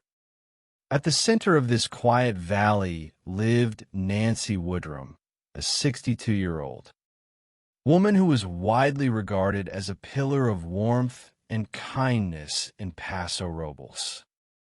Since the passing of her husband several years prior, Nancy had lived alone in her ranch-style home, surrounded by her beloved horses and the tranquil beauty of the countryside. In town, she ran a popular salon named The Strand, where she did far more than style hair. Nancy possessed a rare and generous gift for connection. She welcomed everyone with open arms, offering a sympathetic ear, a warm smile, and a genuine spirit that made her clients feel like family. This capacity for love was a trait she shared deeply with her daughter, Amanda, who worked alongside her. Nancy was also a woman of profound faith. As a devout member of the Jehovah's Witnesses, she lived her life with strong moral principles and harbored a deep hope for a peaceful future. Her faith was not merely a private comfort, but a guiding force that inspired her to share her beliefs and her home with others. In 2006, Nancy and her late husband, Robert, a contractor, had purchased the property on El Faro Road. It was a fixer-upper that they transformed through years of hard labor into a beautiful estate featuring a two-story Victorian home with wraparound porches shaded by a graceful willow tree. Nancy named this beloved property Paradise Ranch, reflecting her spiritual hope.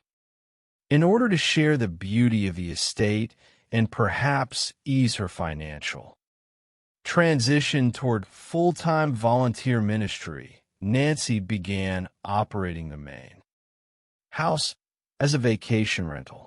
On Friday, May 4th, 2018, a large party of over 20 wedding guests checked into Paradise Ranch to celebrate a marriage at a local winery. The bride had selected the property online, charmed by its welcoming atmosphere. Nancy, staying in her nearby guest cottage on the property, greeted the bridal party with her characteristic warmth, offering hugs and making sure they felt at home. The celebrations proceeded smoothly into the weekend, but on Saturday, May 5th, a sudden and alarming silence fell over El Faro Road. Amanda received a concerning phone call informing her that Nancy had uncharacteristically failed to show up for a scheduled Bible study. Knowing her mother's unwavering reliability, Amanda immediately grew anxious. She asked a neighbor to check on Nancy's cottage. The neighbor arrived to find the front door wide open and the television blaring to an empty room. When Amanda arrived at the cottage, the scene she encountered was chilling. Her mother was nowhere to be found, yet all her personal belongings, including her purse, car keys, cellular phone, and electronic tablet, remained on a bench. Her Two vehicles were parked outside. Upon closer inspection, Amanda noticed a disturbing dark stain on the carpet, and her mother's bed sheets and pillowcases were missing. As she looked toward the walls, she saw what appeared to be blood. Spatter. In a state of mounting panic, Amanda called 911. The local emergency dispatch received the call, and law enforcement was immediately sent to the scene. The tranquil vacation rental was abruptly transformed into a secured crime scene, cordoned off with yellow tape as police, cruisers, search dogs, and helicopters descended upon Paradise Ranch.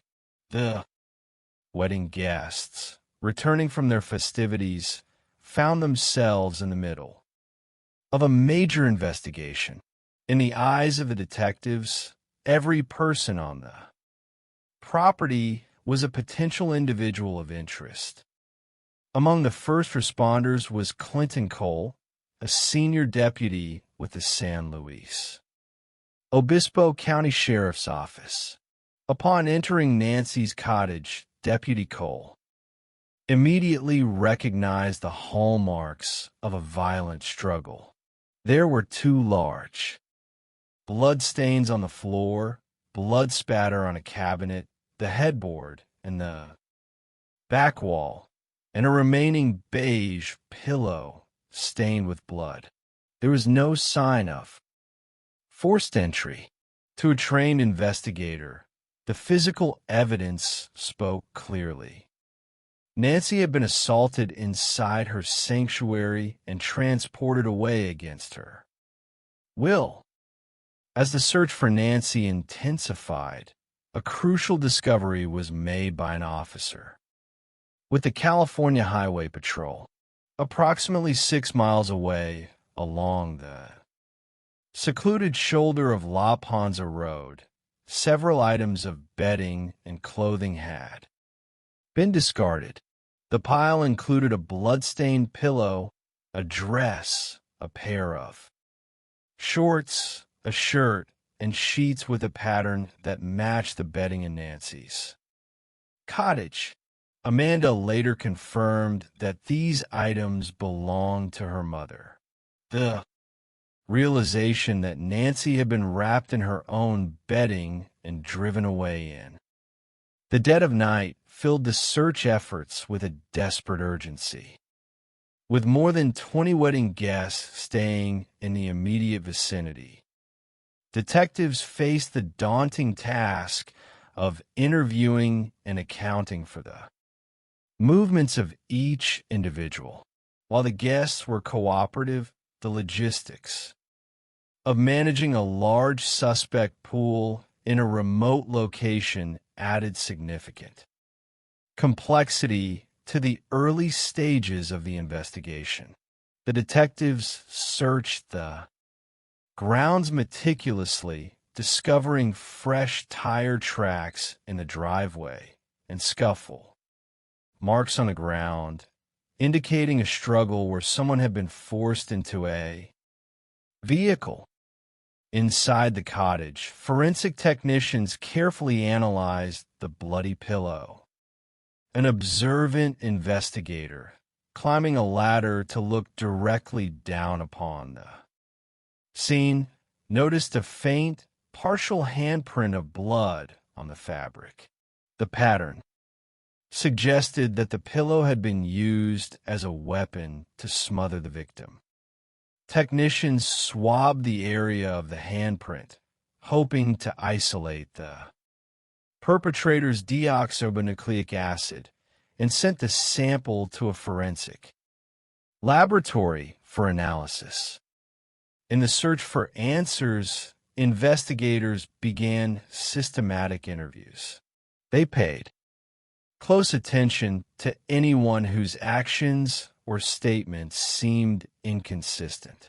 One wedding guest initially raised suspicions due to a perceived reluctance to cooperate during phone conversations.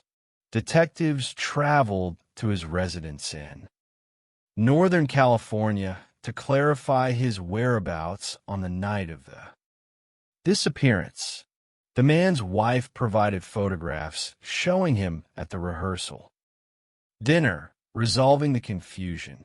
To fully clear himself, the guest voluntarily provided a deoxyribonucleic acid sample, which did not match the profile found on the pillow.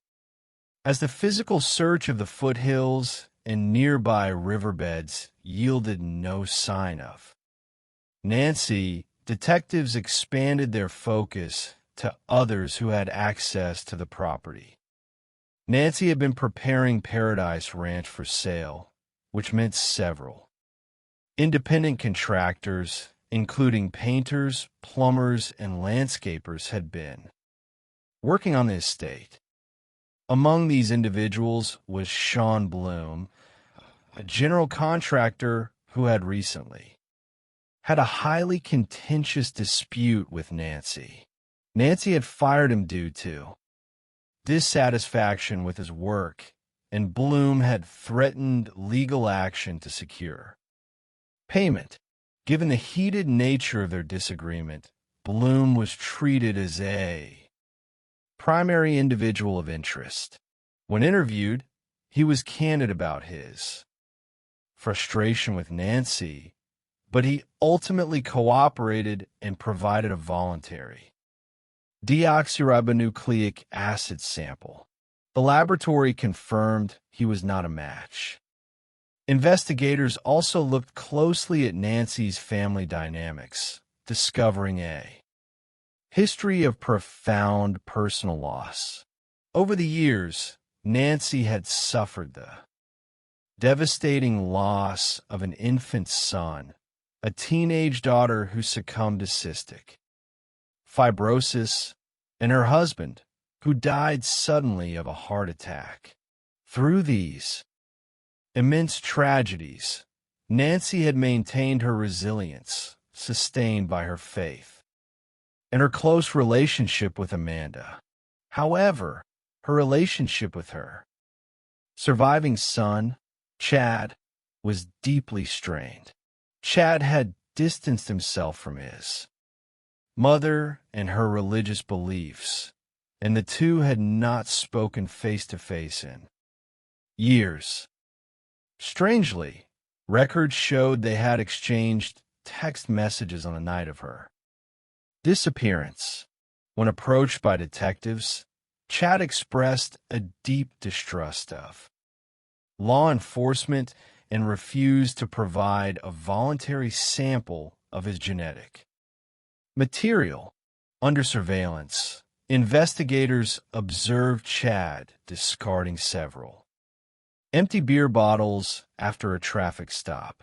These bottles were collected and analyzed, but the results cleared him of any involvement. With the primary leads exhausted, the investigation faced a frustrating standstill. The community was anxious, and the family was desperate for news. It was at this critical juncture that the San Luis Obispo County Sheriff's Office decided to employ a sophisticated and relatively new technological tool, Google geofencing, by securing a search warrant for Google location data within a virtual boundary around Paradise Ranch during the specific hours surrounding Nancy's disappearance. Investigators hoped to identify any mobile devices present at the scene. The timeline had been narrowed down thanks to a crucial forensic discovery. Telephone records revealed that a 911 call had been attempted from Nancy's phone at 12:17 in the morning, only to be abruptly terminated after 0 seconds. This indicated that the perpetrator had likely confronted Nancy at that exact moment. When the geofence data returned from Google, detectives began the painstaking process of filtering out the devices belonging to the wedding guests. Amidst the data, they isolated a single unknown device that had actively pinged within the immediate vicinity of Nancy's cottage at 1:33 and 1:52 in the morning. This was hours after the attempted 911 call, a time when no authorized person should have been on the property. A subsequent warrant for subscriber information associated with that specific device revealed a name that sent a jolt of recognition through the investigative team: Carlo Fuentes Flores. Carlo Fuentes Flores was a local painter who had been hired to perform cosmetic work on the exterior of the estate. He had been interviewed briefly during the initial sweep of contractors, during which he had been polite, cooperative, and seemingly entirely uninvolved. He had spoken warmly of Nancy, recalling how she had praised his work ethic and even gifted him a homemade tamale. He seemed to be a family man, a devoted father, and a skilled tradesman with no prior criminal record in either the United States or Mexico. Yet, the digital footprint placed his phone at the exact location and time of the crime. To build an airtight case, detectives began a deep analysis of Fuentes Flores' digital life. A forensic examination of his search history revealed a stark contrast to his polite public persona. Beneath the facade of a quiet family man lay a hidden life marked by compulsive searches for adult content involving older women, as well as transactions with escorts. Given that Nancy was significantly older than Fuentes Flores, this pattern offered a potential psychological motive that had previously been invisible to investigators. The surveillance team followed Fuentes Flores to a local restaurant where he dined with his wife. When he departed, investigators retrieved a discarded plastic bottle he had used. The laboratory extracted a genetic profile from the bottle and compared it to the sample obtained from the bloody handprint on the pillow. It was an identical match. On the morning of his arrest, detectives brought Fuentes Flores into an interrogation room. Initially, he maintained his cooperative demeanor, recounting his work on the property and claiming he had no knowledge of Nancy's fate.